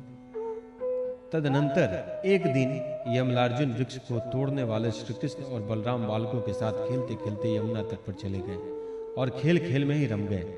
तब रोहिणी देवी ने उन्हें पुकारा, ओ कृष्ण, ओ बलराम, जल्दी आओ। परंतु रोहिणी के पुकारने पर भी वे आए नहीं, क्योंकि उनका मन खेलने में लग गया था। जब बुलाने पर भी वे दोनों बालक नहीं आए, तब रोहिणी जी ने वात्सल्य स्नेह में यशोदा जी को भेजा। श्री कृष्ण और बलराम ग्वाल बालकों के साथ बहुत देर से खेल रहे थे। यशोदा जी ने जाकर उन्हें पुकारा। उस समय पुत्र के प्रति वात्सल्य स्नेह के कारण उनके स्तनों में से दूध चुचुआ रहा था। वे जोर जोर से पुकारने लगी, मेरे प्यारे कन्हैया, ओ कृष्ण, कमल नयन, श्याम सुंदर, बेटा आओ, अपनी माँ का दूध पी लो। खेलते खेलते थक गए हो बेटा, अब बस करो, देखो तो सही, तुम भूख से दुबले हो रहे हो। मेरे प्यारे बेटा राम, तुम तो समूचे कुल को आनंद देने वाले हो, अपने छोटे भाई को लेकर जल्दी से आ जाओ। देखो भाई, आज तुमने बहुत सवेरे कलेव किया था, अब तो तुम्हें कुछ खाना चाहिए। बेटा बलराम, ब्रजराम भोजन करने के लिए बैठ गए, परंतु अभी तक तुम्हारी बाट देख रहे हैं। आओ, अब हमें आनंदित करो। बालकों, अब तुम लोग भी अपने अपने घर जाओ। बेटा देखो तो सही, तुम्हारा एक एक अंग धूल से लथपथ हो रहा है। आओ जल्दी से स्नान कर लो, आज तुम्हारा जन्म नक्षत्र है। पवित्र होकर ब्राह्मणों को गोदान करो। देखो देखो, तुम्हारे साथियों को उनकी माताओं ने नहला धुलाकर नीच पोंछकर कैसे सुंदर सुंदर गहने पहना दिए हैं। अब तुम भी नहा धोकर खा पीकर पहन ओढ़कर तब खेलना। परीक्षित, माता यशोदा का संपूर्ण मन प्राण प्रेम बंधन से बंधा हुआ था। वे चराचर जगत के शिरोमणि भगवान को अपना पुत्र समझती और इस प्रकार कहकर एक हाथ से बलराम तथा दूसरे हाथ से श्री कृष्ण को पकड़कर अपने घर ले आई। इसके बाद उन्होंने पुत्र के मंगल के लिए जो कुछ करना था वह बड़े प्रेम से किया। जब नंद बाबा आदि बड़े बूढ़े गोपों ने देखा कि महावन में तो बड़े बड़े उत्पात होने लगे हैं, तब वे लोग इकट्ठे होकर अब ब्रजवासियों को क्या करना चाहिए इस विषय पर विचार करने लगे। उनमें से एक गोप का नाम था उपनंद। वे अवस्था में तो बड़े ही थे, ज्ञान के भी बड़े थे। उन्हें इस बात का पता था कि किस समय किस स्थान पर किस वस्तु से कैसा व्यवहार करना चाहिए। साथ ही वे यह भी चाहते थे कि राम और श्याम सुखी रहें, उन पर कोई विपत्ति न आए। उन्होंने कहा, भाइयों, अब यहाँ ऐसे बड़े बड़े उत्पात होने लगे हैं जो बच्चों के लिए तो बहुत ही अनिष्टकारी हैं। इसलिए यदि हम लोग गोकुल और गोकुल वासियों का भला चाहते हैं तो हमें यहाँ से अपना डेरा डंडा उठाकर कूच कर देना चाहिए। देखो, यह सामने बैठा हुआ नंदराय का लाडला सबसे पहले तो बच्चों के लिए काल स्वरूपिणी हत्यारिणी पूतना के चंगुल से किसी प्रकार छूटा। उसके बाद भगवान की दूसरी कृपा हुई कि इसके ऊपर इतना बड़ा छकड़ा गिरते गिरते बचा। बवंडर रूपधारी दैत्यों ने तो इसे आकाश में ले जाकर बड़ी भारी विपत्ति मृत्यु के मुख में ही डाल दिया था। परंतु वहां से जब वह चट्टान पर गिरा, तब भी हमारे कुल के देवेश्वरों ने ही इस बालक की रक्षा की। यमलार्जुन वृक्षों के गिरने के समय उनके बीच में आकर भी यह या और कोई बालक न मरा। इससे भी यही समझना चाहिए कि भगवान ने हमारी रक्षा की। इसलिए जब तक कोई वस्तु, कोई व्यक्ति, कोई बहुत बड़ा अनिष्टकारी अरिष्ट न करे और हमारे ब्रज को नष्ट न कर दे, तब तक ही हम लोग अपने बच्चों को लेकर अनुचरों के साथ साथ यहाँ से अन्यत्र चले जाएं। वृंदावन नाम का एक वन है, उसमें छोटे छोटे और भी बहुत सारे नए नए हरे हरे वन हैं। वहां बड़ा ही पवित्र पर्वत, घास और हरी भरी लता वनस्पतियां हैं। हमारे पशुओं के लिए तो वह बहुत ही हितकारी है। गोप, गोपी और गायों के लिए वह केवल सुविधा का ही नहीं, सेवन करने योग्य स्थान भी है। सो यदि तुम सब लोगों को यह बात जचती हो तो आज ही हम लोग वहां के लिए कूच कर दें। देर न करें, गाड़ी छकड़े जोतें और पहले गायों को लेकर, जो हमारी एकमात्र संपत्ति है, वहां भेज दें। उपनंद की बात सुनकर सभी गोपों ने एक स्वर में कहा, बहुत ठीक, बहुत ठीक। इस विषय में किसी का भी मतभेद न था। सब लोगों ने अपने झुंड की झुंड गायें इकट्ठी की और छकड़ों पर घर की सब सामग्री लादकर वृंदावन की यात्रा की। परीक्षित, ग्वालों ने बूढ़े, बच्चों, स्त्रियों और सब सामग्रियों को छकड़ों पर चढ़ा दिया और स्वयं उनके पीछे पीछे धनुष बाण लेकर बड़ी सावधानी से चलने लगे। उन्होंने गौ और बछड़ों को तो सबसे आगे कर लिया और उनके पीछे पीछे सिंगी और तुरही ही जोर जोर से बजाते हुए चले। उनके साथ ही साथ पुरोहित लोग भी चल लिए।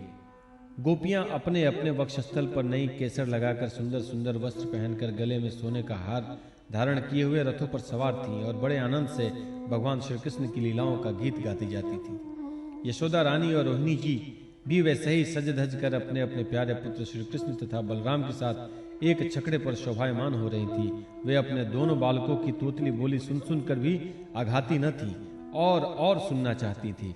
वृंदावन बड़ा ही सुंदर वन है, चाहे कोई भी ऋतु हो वहां सुख ही सुख है। उसमें प्रवेश करके ग्वालों ने अपने छकड़ों को अर्धचंद्राकार मंडल बांधकर खड़ा कर दिया और अपने गोधन के रहने योग्य स्थान बना लिया। परीक्षित, वृंदावन का हरा हरा वन, अत्यंत मनोहर गोवर्धन पर्वत और यमुना नदी के सुंदर सुंदर पुलिनों को देखकर भगवान श्री कृष्ण और बलराम जी के हृदय में उत्तम प्रीति का उदय हुआ। राम और श्याम दोनों ही अपनी तोतली बोली और अत्यंत मधुर बालोचित लीलाओं से गोकुल की ही तरह वृंदावन में भी ब्रजवासियों को आनंद देते रहे। थोड़े ही दिनों में समय आने पर वे बछड़े चराने लगे। दूसरे ग्वाल बालों के साथ खेलने के लिए बहुत सी सामग्री लेकर वे घर से निकल पड़ते और गोष्ठ गायों के रहने के स्थान के पास ही अपने बछड़ों को चराते। श्याम और राम कहीं बांसुरी बजा रहे हैं तो कहीं गुलेल या ठेल बांस से ढेले या गोलियां फेंक रहे हैं। किसी समय अपने पैरों के घुंघरू पर तान छेड़ रहे हैं तो कहीं बनावटी गाय और बैल बनकर खेल रहे हैं। एक और देखिए तो सांड बन बन कर हकड़ते हुए आपस में लड़ रहे हैं तो दूसरी ओर मोर, कोयल, बंदर आदि पशु पक्षियों की बोलियां निकाल रहे हैं। परीक्षित, इस प्रकार सर्वशक्तिमान भगवान साधारण बालकों के समान खेलते रहते। एक दिन की बात है, श्याम और बलराम अपने प्रेमी सखा ग्वाल बालाओं के साथ समुद्र तट पर बछड़े चरा रहे थे। उसी समय उन्हें मारने की नीयत से एक दैत्य आया। भगवान ने देखा कि वह बनावटी बछड़े का रूप धारण कर बछड़ों के झुंड में मिल गया है। वे आंखों के इशारे से बलराम जी को दिखाते हुए धीरे धीरे उनके पास पहुंच गए। उस समय ऐसा जान पड़ता था मानो वे दैत्य को पहचानते नहीं और उस हट्टे कट्टे सुंदर बछड़े पर मुग्ध हो गए हैं। भगवान श्री कृष्ण ने पूंछ के साथ उनके दोनों पिछले पैर पकड़कर आकाश में घुमाया और मर जाने पर कैथ के वृक्ष पर पटक दिया। उनका लंबा तगड़ा दैत्य शरीर बहुत से कैथ के वृक्षों को गिराकर स्वयं भी गिर पड़ा। यह देखकर ग्वाल बालों के आश्चर्य की सीमा न रही। वे वाह वाह करके प्यारे कन्हैया की प्रशंसा करने लगे। देवता भी बड़े आनंद से फूलों की वर्षा करने लगे। परीक्षित, जो सारे लोगों के एकमात्र रक्षक हैं, वे ही श्याम और बलराम अब वत्सपाल बछड़ों के चरवाहे बने हुए हैं। वे तड़के ही उठकर कलेवे की सामग्री ले लेते और बछड़ों को चराते हुए एक वन से दूसरे वन में घुमा करते। एक दिन की बात है, सब ग्वाल बाल अपने झुंड के झुंड बछड़ों को पानी पिलाने के लिए जलाशय के तट पर ले गए। उन्होंने पहले बछड़ों को जल पिलाया और फिर स्वयं पिया। ग्वाल बालों ने देखा कि वहां एक बहुत बड़ा जीव बैठा हुआ है। वह ऐसा मालूम पड़ता था मानो इंद्र के वज्र से कटकर कोई पहाड़ का टुकड़ा गिरा हुआ है। ग्वाल बाल उसे देखकर डर गए और बक नाम का बड़ा भारी असुर था जो बगुले का रूप धर के वहां आया था। उसकी चोंच बड़ी तीखी थी और वह स्वयं बड़ा बलवान दिख रहा था। उसने झपट कर श्री कृष्ण को निगल लिया। जब बलराम आदि बालकों ने देखा कि वह बड़ा भारी बगुला श्री कृष्ण को निगल गया है, तब उनकी वही गति हुई जो प्राण निकल जाने पर इंद्रियों की होती है। वे अचेत हो गए। परीक्षित, श्री कृष्ण लोक पितामह ब्रह्मा के भी पिता हैं। वे लीला से ही गोपाल बालक बने हुए हैं। जब वे बगुले के तालू के नीचे पहुंचे तब वे आग के समान उनका तालू जलाने लगे। अतः उस दैत्य ने श्री कृष्ण के शरीर पर बिना किसी प्रकार का घाव किए ही झटपट उसे उगल दिया और फिर बड़े क्रोध से अपनी कठोर चोंच से उन पर चोट करने के लिए टूट पड़ा।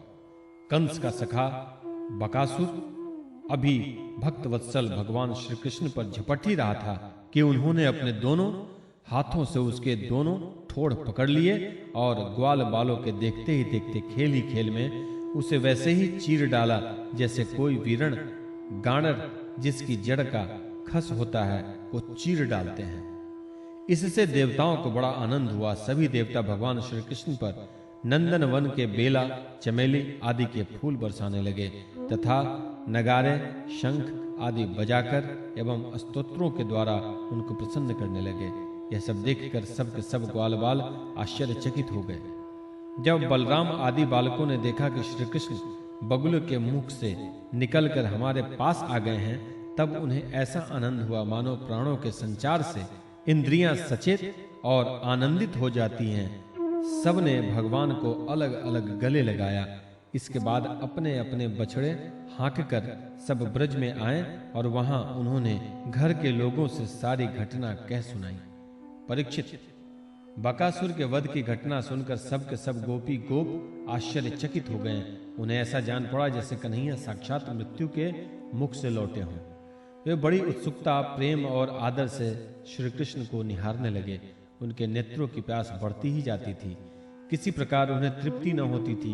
वे आपस में कहने लगे, हाय हाय, यह कितने आश्चर्य की बात है। इस बालक को कई बार मृत्यु के मुंह में जाना पड़ा, परंतु जिन्होंने इनका अनिष्ट करना चाहा उन्हीं का अनिष्ट हो गया, क्योंकि उन्होंने पहले से दूसरों का अनिष्ट किया था। यह सब होने पर भी वे भयंकर असुर इसका कुछ भी नहीं बिगाड़ पाते। आते हैं इसे मार डालने की नीयत से, किंतु आग पर गिरकर पतंगों की तरह उल्टे स्वयं ही स्वाहा हो जाते हैं। सच है, ब्रह्मवेत्ता महात्माओं के वचन कभी झूठे नहीं होते। देखो ना, महात्मा गंगाचार्य ने जितनी बातें कही थी सब की सब 16 आने ठीक उतर रही हैं। नंद बाबा आदि गोपगण इसी प्रकार बड़े आनंद से अपने श्याम और राम की बातें किया करते। वे उनमें इतने तन्मय रहते कि उन्हें संसार के दुख संकटों का कुछ पता ही नहीं चलता। इसी प्रकार श्याम और बलराम ग्वाल बालों के साथ कभी आंख मिचौली खेलते तो कभी पुल बांधते, कभी बंदर की भांति उछलते कूदते तो कभी और कोई विचित्र खेल खेलते।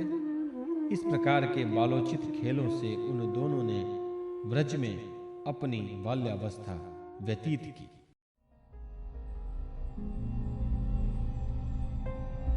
बारहवां अध्याय, अघासुर का उद्धार।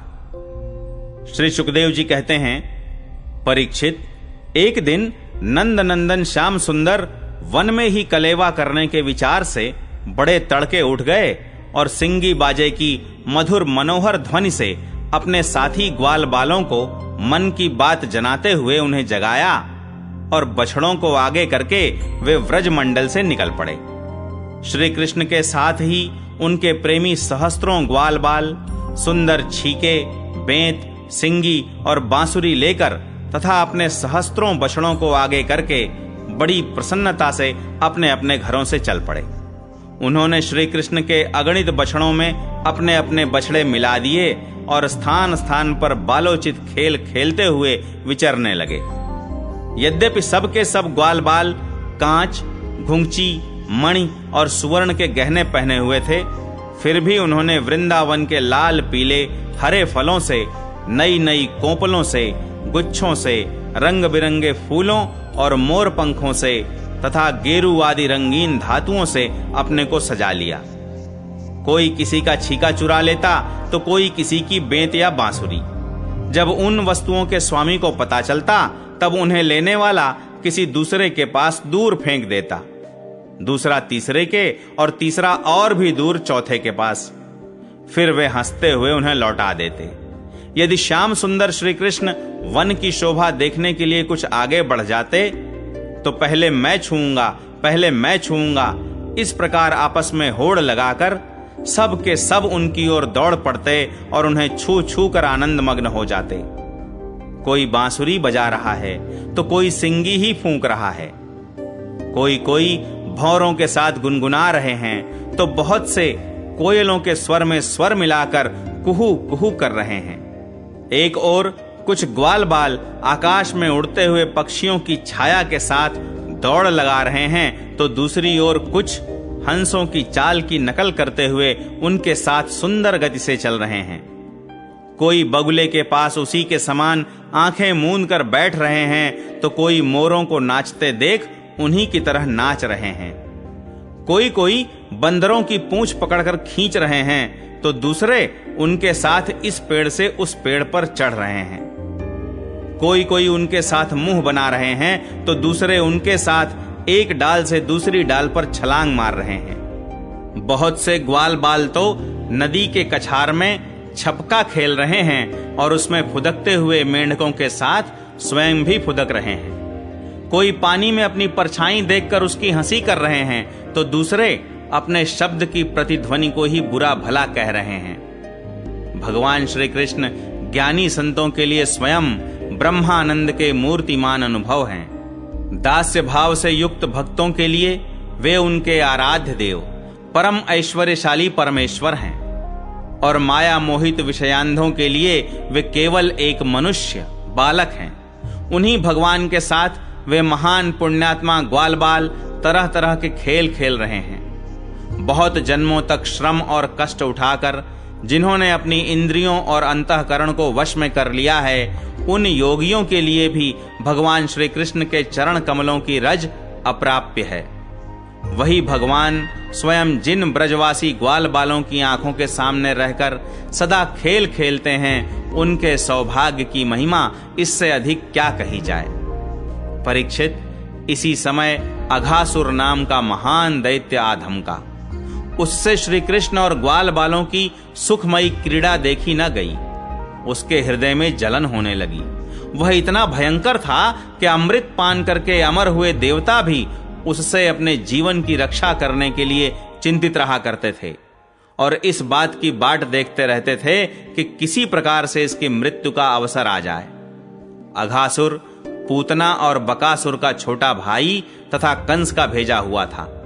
वह श्री कृष्ण, श्रीदामा आदि ग्वाल बालों को देखकर मन ही मन सोचने लगा कि यही मेरे सगे भाई और बहन को मारने वाला है, इसलिए आज मैं इन ग्वाल बालों के साथ इसे मार डालूंगा। जब ये सब मरकर मेरे उन दोनों भाई बहनों के मृत तर्पण की तिलांजलि बन जाएंगे, तब व्रजवासी अपने आप मरे जैसे हो जाएंगे।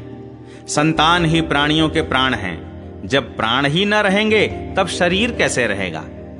इसकी मृत्यु से व्रजवासी अपने आप मर जाएंगे। ऐसा निश्चय करके वह दुष्ट दैत्य अजगर का रूप धारण कर मार्ग में लेट गया। उसका वह अजगर शरीर 1 योजन लंबे बड़े पर्वत के समान विशाल एवं मोटा था।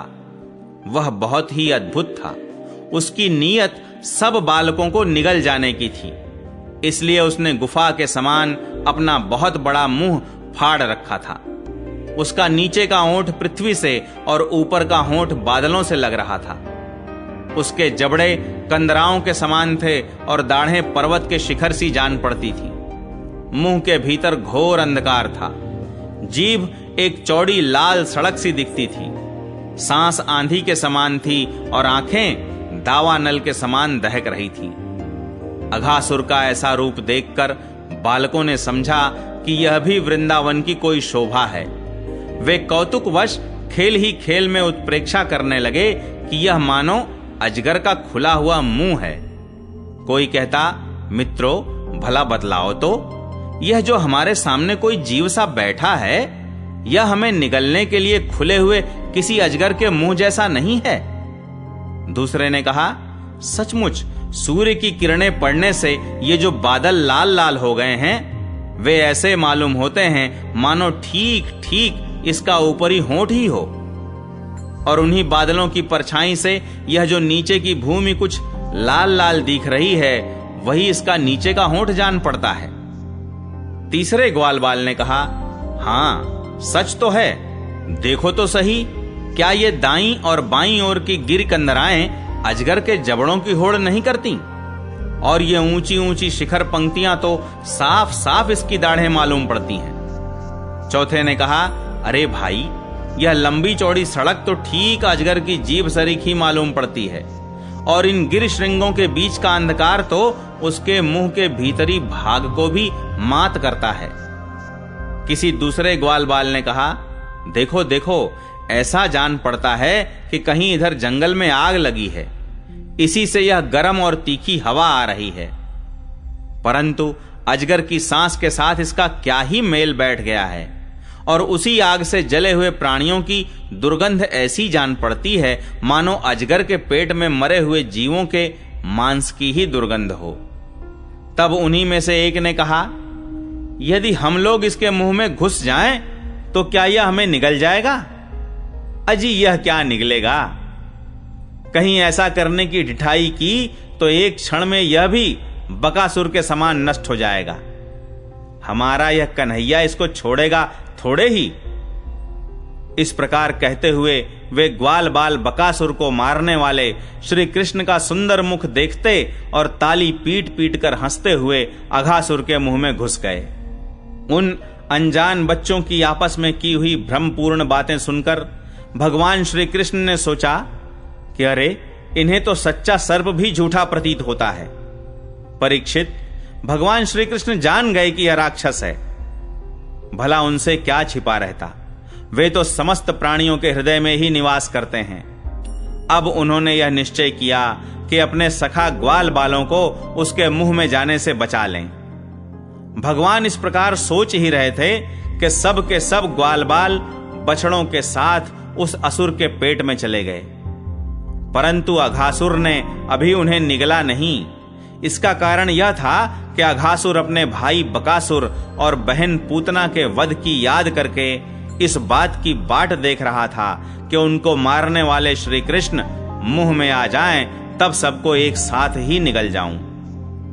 भगवान श्री कृष्ण सबको अभय देने वाले हैं। जब उन्होंने देखा कि ये बेचारे ग्वाल बाल, जिनका एकमात्र रक्षक मैं ही हूं, मेरे हाथ से निकल गए और जैसे कोई तिनका उड़कर आग में गिर पड़े, वैसे ही अपने आप मृत्यु रूप अघासुर की जठराग्नि के ग्रास बन गए, तब दैव की इस विचित्र लीला पर भगवान को बड़ा विस्मय हुआ और उनका हृदय दया से द्रवित हो गया। वे सोचने लगे कि अब मुझे क्या करना चाहिए। ऐसा कौन सा उपाय है जिससे इस दुष्ट की मृत्यु भी हो जाए और इन संत स्वभाव भोले भाले बालकों की हत्या भी न हो। ये दोनों काम कैसे हो सकते हैं? परीक्षित, भगवान श्री कृष्ण भूत, भविष्य, वर्तमान सबको प्रत्यक्ष देखते रहते हैं। उनके लिए यह उपाय जानना कोई कठिन न था। वे अपना कर्तव्य निश्चय करके स्वयं उसके मुंह में घुस गए। उस समय बादलों में छिपे हुए देवता भयवश हाय हाय पुकार उठे और अघासुर के हितैषी कंस आदि राक्षस हर्ष प्रकट करने लगे। अघासुर बछड़ों और ग्वाल बालों के सहित भगवान श्री कृष्ण को अपनी दाढ़ों से चबाकर चूर चूर कर डालना चाहता था, परंतु उसी समय अविनाशी श्री कृष्ण ने देवताओं की हाय हाय सुनकर उसके गले में अपने शरीर को बड़ी फुर्ती से बढ़ा लिया। इसके बाद भगवान ने अपने शरीर को इतना बड़ा कर लिया कि उसका गला ही रुंध गया। आंखें उलट गईं। वह व्याकुल होकर बहुत ही छटपटाने लगा। सांस रुककर सारे शरीर में भर गई और अंत में उसके प्राण ब्रह्मरंध्र फोड़कर निकल गए। उसी मार्ग से प्राणों के साथ उसकी सारी इंद्रियां भी शरीर से बाहर हो गईं। उसी समय भगवान मुकुंद ने अपनी अमृतमयी दृष्टि से मरे हुए बछड़ों और ग्वाल बालों को जिला दिया और उन सब को साथ लेकर वे अघासुर के मुंह से बाहर निकल आए। उस अजगर के स्थूल शरीर से एक अत्यंत अद्भुत और महान ज्योति निकली। उस समय उस ज्योति के प्रकाश से 10 दिशाएं प्रज्वलित हो उठी। वह थोड़ी देर तक तो आकाश में स्थित होकर भगवान के निकलने की प्रतीक्षा करती रही। जब वे बाहर निकल आए तब वह सब देवताओं के देखते देखते उन्हीं में समा गई। उस समय देवताओं ने फूल बरसाकर, अप्सराओं ने नाचकर, गंधर्वों ने गाकर, विद्याधरों ने बाजे बजाकर, ब्राह्मणों ने स्तुति पाठ कर और पार्षदों ने जय जयकार के नारे लगाकर बड़े आनंद से भगवान श्री कृष्ण का अभिनंदन किया, क्योंकि भगवान श्री कृष्ण ने अघासुर को मारकर उन सब का बहुत बड़ा काम किया था। उन अद्भुत स्तुतियों, सुंदर बाजों, मंगलमय गीतों, जय जयकार और आनंदोत्सवों की मंगल ध्वनि ब्रह्मलोक के पास पहुंच गई। जब ब्रह्मा जी ने वह ध्वनि सुनी तब वे बहुत ही शीघ्र अपने वाहन पर चढ़कर वहां आए और भगवान श्री कृष्ण की यह महिमा देखकर आश्चर्यचकित हो गए। परीक्षित, जब वृंदावन में अजगर का वह चाम सूख गया तब वह व्रजवासियों के लिए बहुत दिनों तक खेलने की एक अद्भुत गुफा सी बना रहा। यह जो भगवान ने अपने ग्वाल बालों को मृत्यु के मुख से बचाया था और अघासुर को मोक्ष दान किया था, वह लीला भगवान ने अपनी कुमार अवस्था में अर्थात 5वें वर्ष में ही की थी। ग्वाल बालों ने उसे उसी समय देखा भी था, परंतु पौगंड अवस्था अर्थात छठे वर्ष में अत्यंत आश्चर्यचकित होकर व्रज में उसका वर्णन किया। अघासुर मूर्तिमान अघ ही था। भगवान के स्पर्श मात्र से उसके सारे पाप धुल गए और उसे उस सारूप्य मुक्त की प्राप्ति हुई जो पापियों को कभी मिल नहीं सकती। परंतु यह कोई आश्चर्य की बात नहीं है, क्योंकि मनुष्य बालक किसी लीला रचने वाले ये वे ही परम पुरुष परमात्मा हैं जो व्यक्त अव्यक्त और कार्य कारण रूप समस्त जगत के एकमात्र विधाता हैं। भगवान श्री कृष्ण के किसी एक अंग की भाव निर्मित प्रतिमा यदि ध्यान के द्वारा एक बार भी हृदय में बैठा ली जाए तो वह सालोक्य, सामीप्य आदि गति का दान करती है जो भगवान के बड़े बड़े भक्तों को मिलती है। भगवान आत्मानंद के नित्य साक्षात्कार स्वरूप हैं। माया उनके पास तक नहीं फटक पाती। वे ही स्वयं अघासुर के शरीर में प्रवेश कर गए। क्या अब भी उसकी सद्गति के विषय में कोई संदेह है? सूत जी कहते हैं, शौनकादि ऋषियों, यदुवंश शिरोमणि भगवान श्री कृष्ण ने ही राजा परीक्षित को जीवन दान दिया था। उन्होंने जब अपने रक्षक एवं जीवन सर्वस्व का यह विचित्र चरित्र सुना, तब उन्होंने फिर श्री सुखदेव जी महाराज से उन्हीं की पवित्र लीला के संबंध में प्रश्न किया। इसका कारण यह था कि भगवान की अमृतमयी लीला ने परीक्षित के चित्त को अपने वश में कर रखा था। राजा परीक्षित ने पूछा, भगवन, आपने कहा था कि ग्वाल बालों ने भगवान की हुई 5वें वर्ष की लीला व्रज में 6ठे वर्ष में जाकर कही। अब इस विषय में आप कृपा करके यह बतलाइए कि एक समय की लीला दूसरे समय में वर्तमान कालीन कैसे हो सकती है। महायोगी गुरुदेव, मुझे इस आश्चर्यपूर्ण रहस्य को जानने के लिए बड़ा कौतूहल हो रहा है। आप कृपा करके बतलाइए। अवश्य ही इसमें भगवान श्री कृष्ण की विचित्र घटनाओं को घटित करने वाली माया का कुछ न कुछ काम होगा, क्योंकि और किसी प्रकार ऐसा नहीं हो सकता।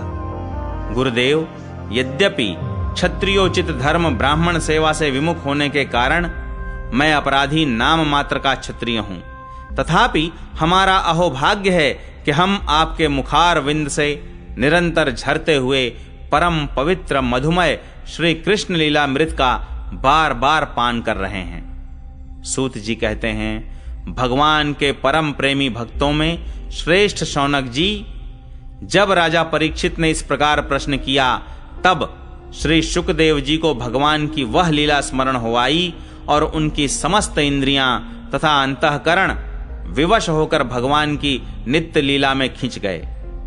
कुछ समय के बाद धीरे धीरे श्रम और कष्ट से उन्हें बाह्य ज्ञान हुआ। तब वे परीक्षित से भगवान की लीला का वर्णन करने लगे।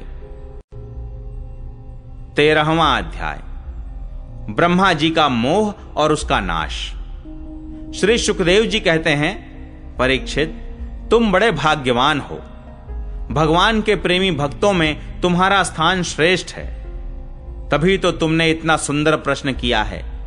यूं तो तुम्हें बार बार भगवान की लीला कथाएं सुनने को मिलती हैं, फिर भी तुम उनके संबंध में प्रश्न करके उन्हें और भी सरस और भी नूतन बना देते हो। रसिक संतों की वाणी, कान और हृदय भगवान की लीला के गान, श्रवण और चिंतन के लिए ही होते हैं। उनका यह स्वभाव ही होता है कि वे क्षण प्रतिक्षण भगवान की लीलाओं को अपूर्व रसमयी और नित्य नूतन अनुभव करते रहें। ठीक वैसे ही जैसे लंपट पुरुषों को स्त्रियों की चर्चा में नया नया रस जान पड़ता है। परीक्षित, तुम एकाग्र चित्त से श्रवण करो। यद्यपि भगवान की यह लीला अत्यंत रहस्यमयी है, फिर भी मैं तुम्हें सुनाता हूं, क्योंकि दयालु आचार्य गण अपने प्रेमी शिष्य को गुप्त रहस्य भी बतला दिया करते हैं।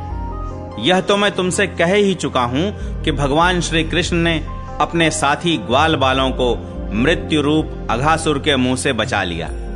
इसके बाद वे उन्हें यमुना के पुलिन पर ले आए और उनसे कहने लगे, मेरे प्यारे मित्रों, यमुना जी का यह पुलिन अत्यंत रमणीय है।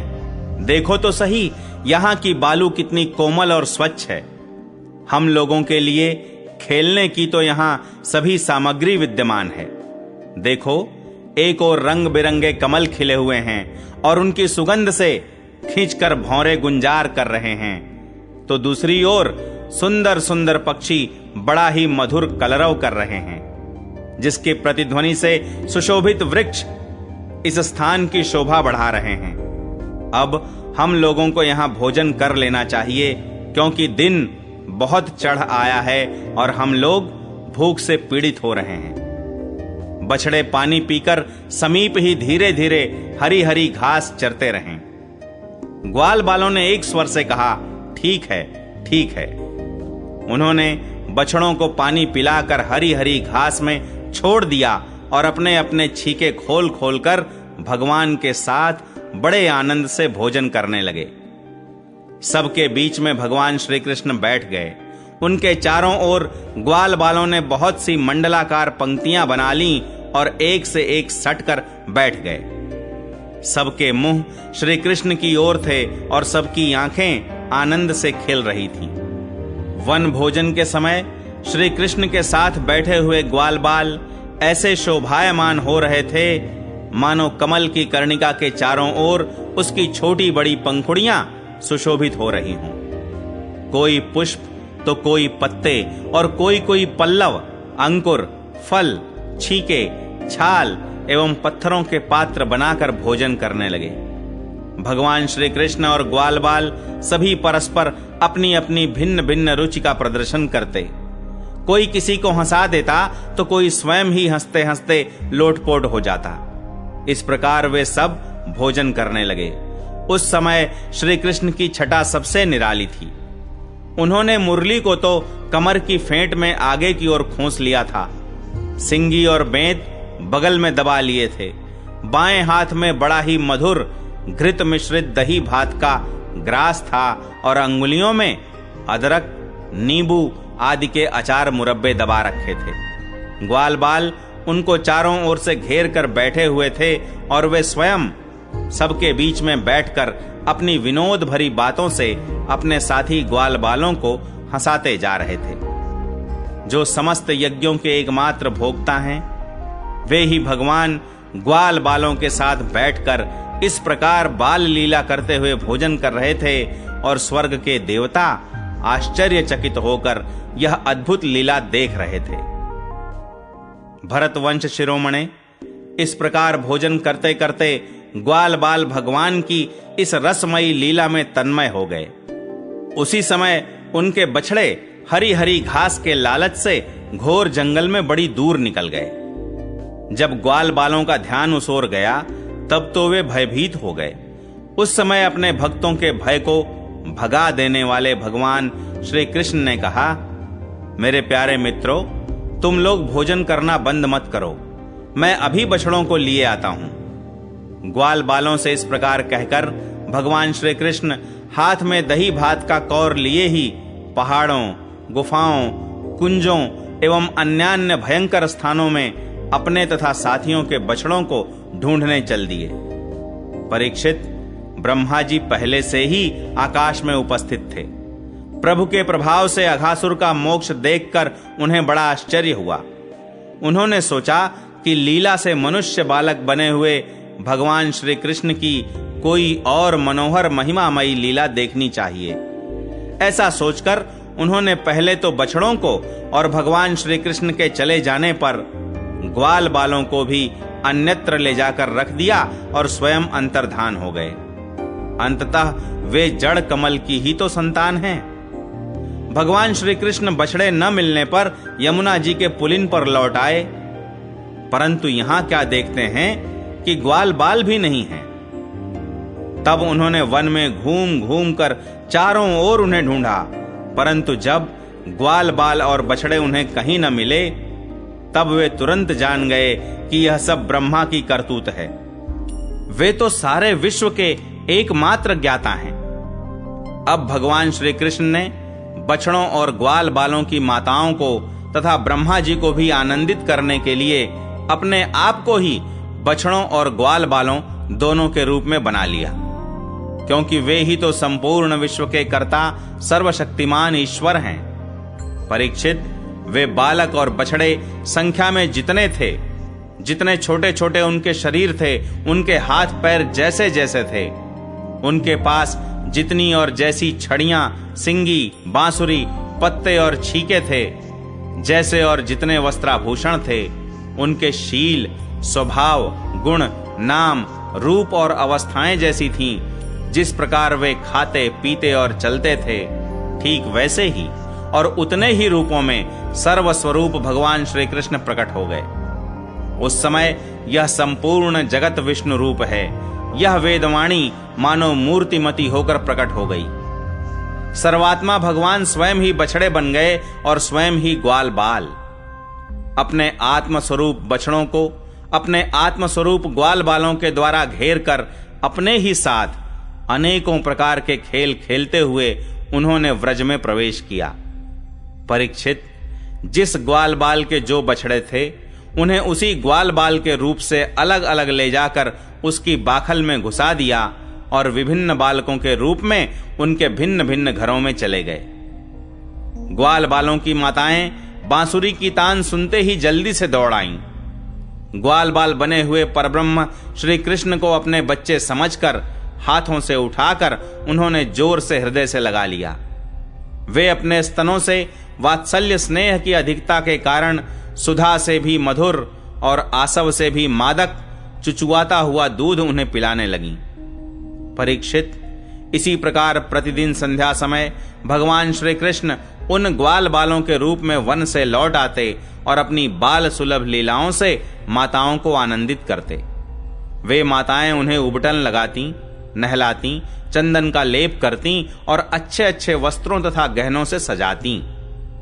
दोनों भौहों के बीच में डीठ से बचाने के लिए काजल का डिठौना लगा देती तथा भोजन कराती और तरह तरह से बड़े लाड प्यार से उनका लालन पालन करती। ग्वालिनों के समान गौएं भी जब जंगलों में से चरकर जल्दी जल्दी लौटती और उनकी हुंकार सुनकर उनके प्यारे बछड़े दौड़कर उनके पास आ जाते, तब वे बार बार उन्हें अपनी जीभ से चाटती और अपना दूध पिलाती। उस समय स्नेह की अधिकता के कारण उनके थनों से स्वयं ही दूध की धारा बहने लगती।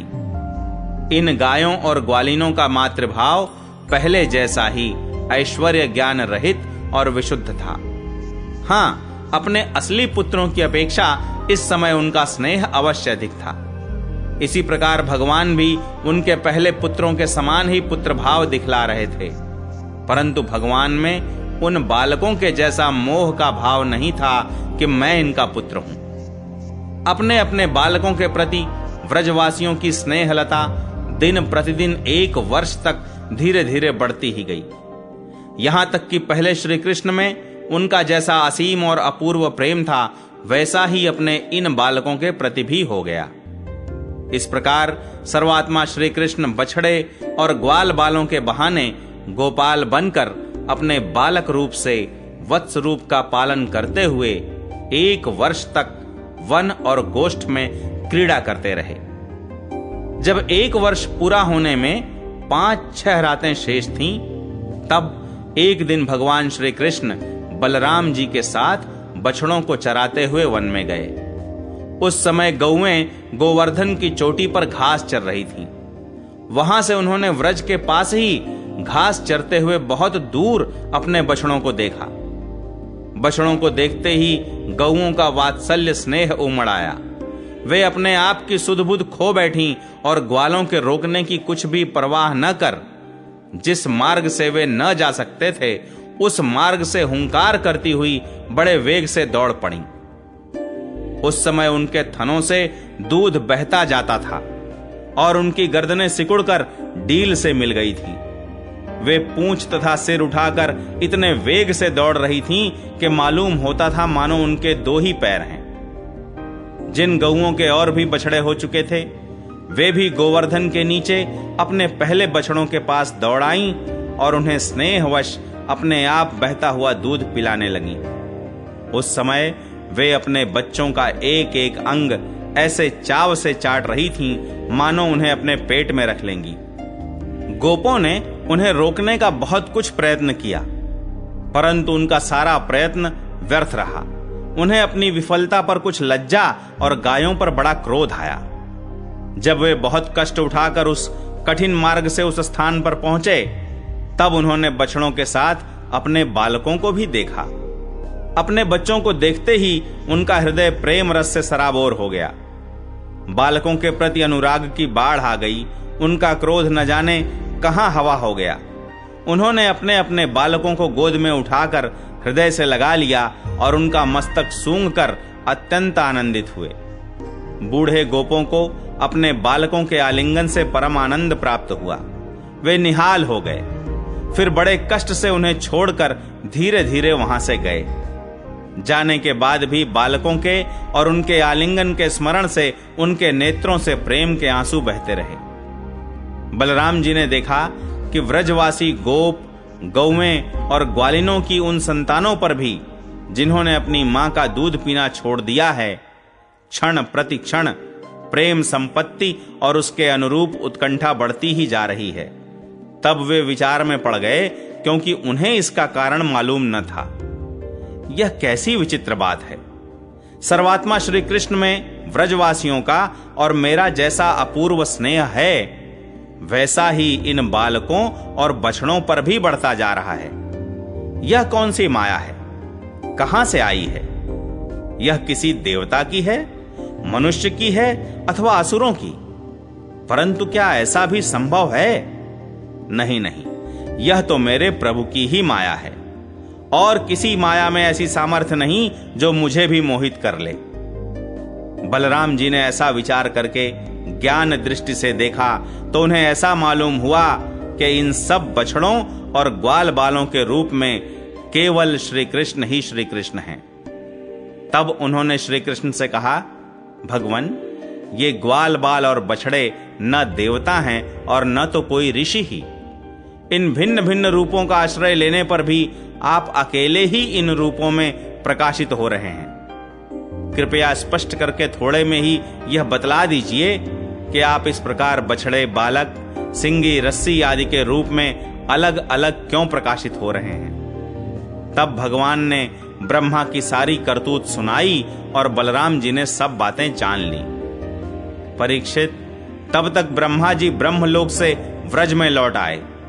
उनके कालमान से अब तक केवल एक त्रुटि, अर्थात जितनी देर में तीखी सुई से कमल की पंखुड़ी छिदे समय व्यतीत हुआ था। उन्होंने देखा कि भगवान श्री कृष्ण ग्वाल बाल और बछड़ों के साथ 1 साल से पहले की भांति ही क्रीड़ा कर रहे हैं। वे सोचने लगे, गोकुल में जितने भी ग्वाल बाल और बछड़े थे, वे तो मेरी मायामयी शैया पर सो रहे हैं। उनको तो मैंने अपनी माया से अचेत कर दिया था। वे तब से अब तक सचेत नहीं हुए। तब मेरी माया से मोहित ग्वाल बाल और बछड़ों के अतिरिक्त ये उतने ही दूसरे बालक तथा बछड़े कहां से आ गए जो 1 साल से भगवान के साथ खेल रहे हैं। ब्रह्मा जी ने दोनों स्थानों पर दोनों को देखा और बहुत देर तक ध्यान करके अपनी ज्ञान दृष्टि से उनका रहस्य खोलना चाहा, परंतु इन दोनों में कौन से पहले के ग्वाल बाल हैं और कौन से पीछे बना लिए गए हैं, इनमें से कौन सच्चे हैं और कौन बनावटी, यह बात वे किसी प्रकार न समझ सके। भगवान श्री कृष्ण की माया में तो सभी मुग्ध हो रहे हैं, परंतु कोई भी माया मोह भगवान का स्पर्श नहीं कर सकता। ब्रह्मा जी उन्हीं भगवान श्री कृष्ण को अपनी माया से मोहित करने चले थे, किंतु उनका मोहित करना तो दूर रहा, वे अजन्मा होने पर भी अपनी ही माया से अपने आप मोहित हो गए। जिस प्रकार रात के घोर अंधकार में कोहरे के अंधकार का और दिन के प्रकाश में जुगनू के प्रकाश का पता नहीं चलता, वैसे ही जब क्षुद्र पुरुष महापुरुषों पर अपनी माया का प्रयोग करते हैं, तब वह उनका तो कुछ बिगाड़ नहीं सकती, अपना ही प्रभाव खो बैठती है। ब्रह्मा जी विचार कर ही रहे थे कि उनके देखते देखते उसी क्षण सभी ग्वाल बाल और बछड़े श्री कृष्ण के रूप में दिखाई पड़ने लगे। सब के सब सजल जलधर के समान श्याम वर्ण, पीतांबरधारी, शंख चक्र गदा और पद्म से युक्त चतुर्भुज, सबके सिर पर मुकुट, कानों में कुंडल और कंठों में मनोहर हार तथा वनमालाएं शोभायमान हो रही थीं। उनके वक्षस्थल पर सुवर्ण की सुनहली रेखा श्रीवत्स, बाहुओं में बाजूबंद, कलाइयों में शंखाकार रत्नों से जड़े कंगन, चरणों में नूपुर और कड़े, कमर में करधनी तथा अंगुलियों में अंगूठियां जगमगा रही थीं। वे नख से शिख तक समस्त अंगों में कोमल और नूतन तुलसी की मालाएं, जो उन्हें बड़े भाग्यशाली भक्तों ने पहनाई थीं, धारण किए हुए थे।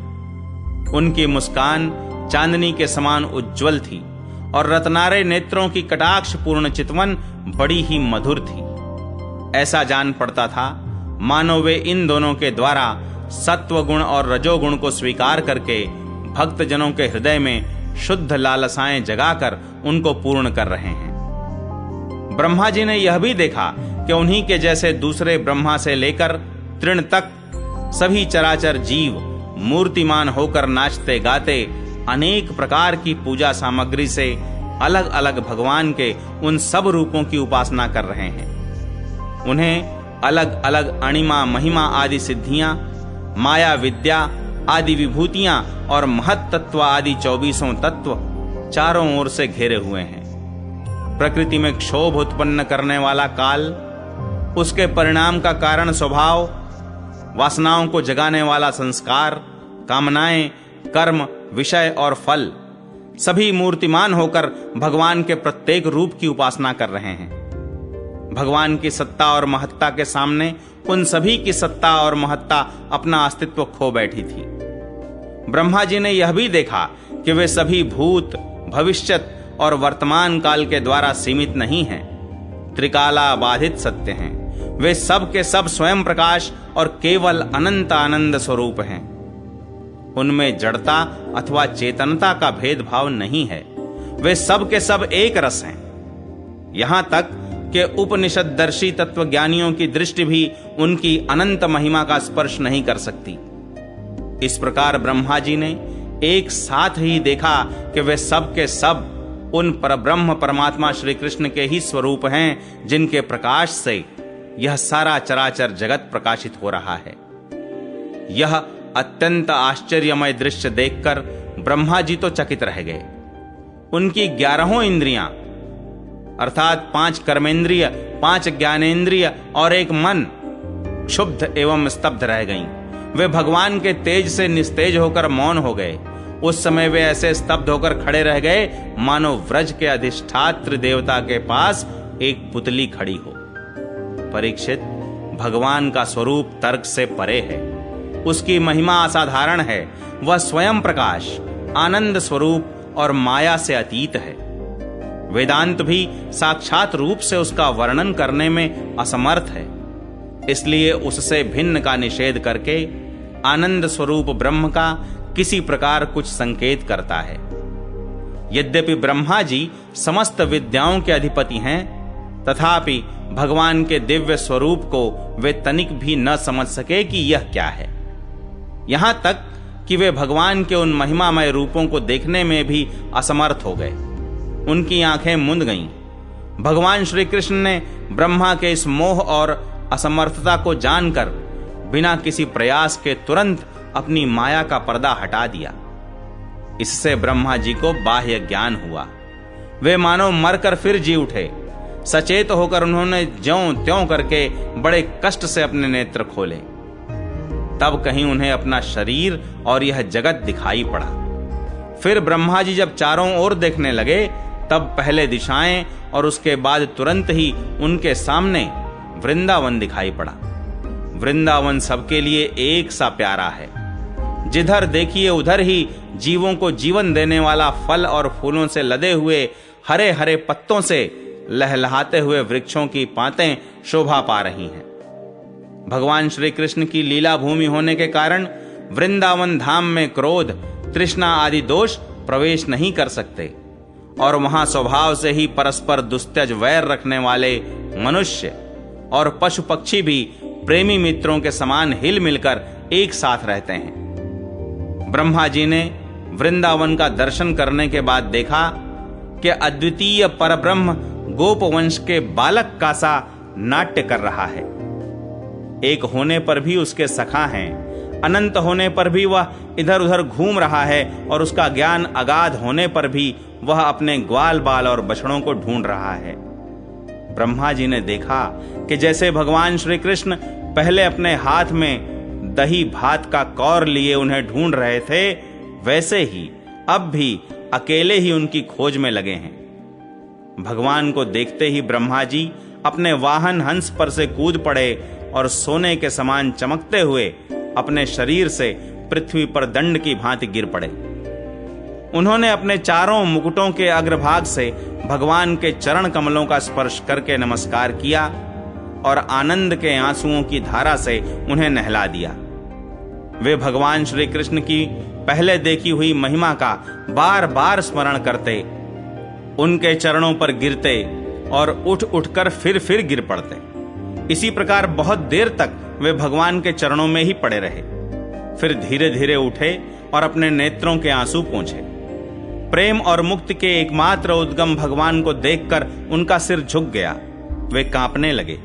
अंजलि बांधकर बड़ी नम्रता और एकाग्रता के साथ गदगद वाणी से वे भगवान की स्तुति करने लगे।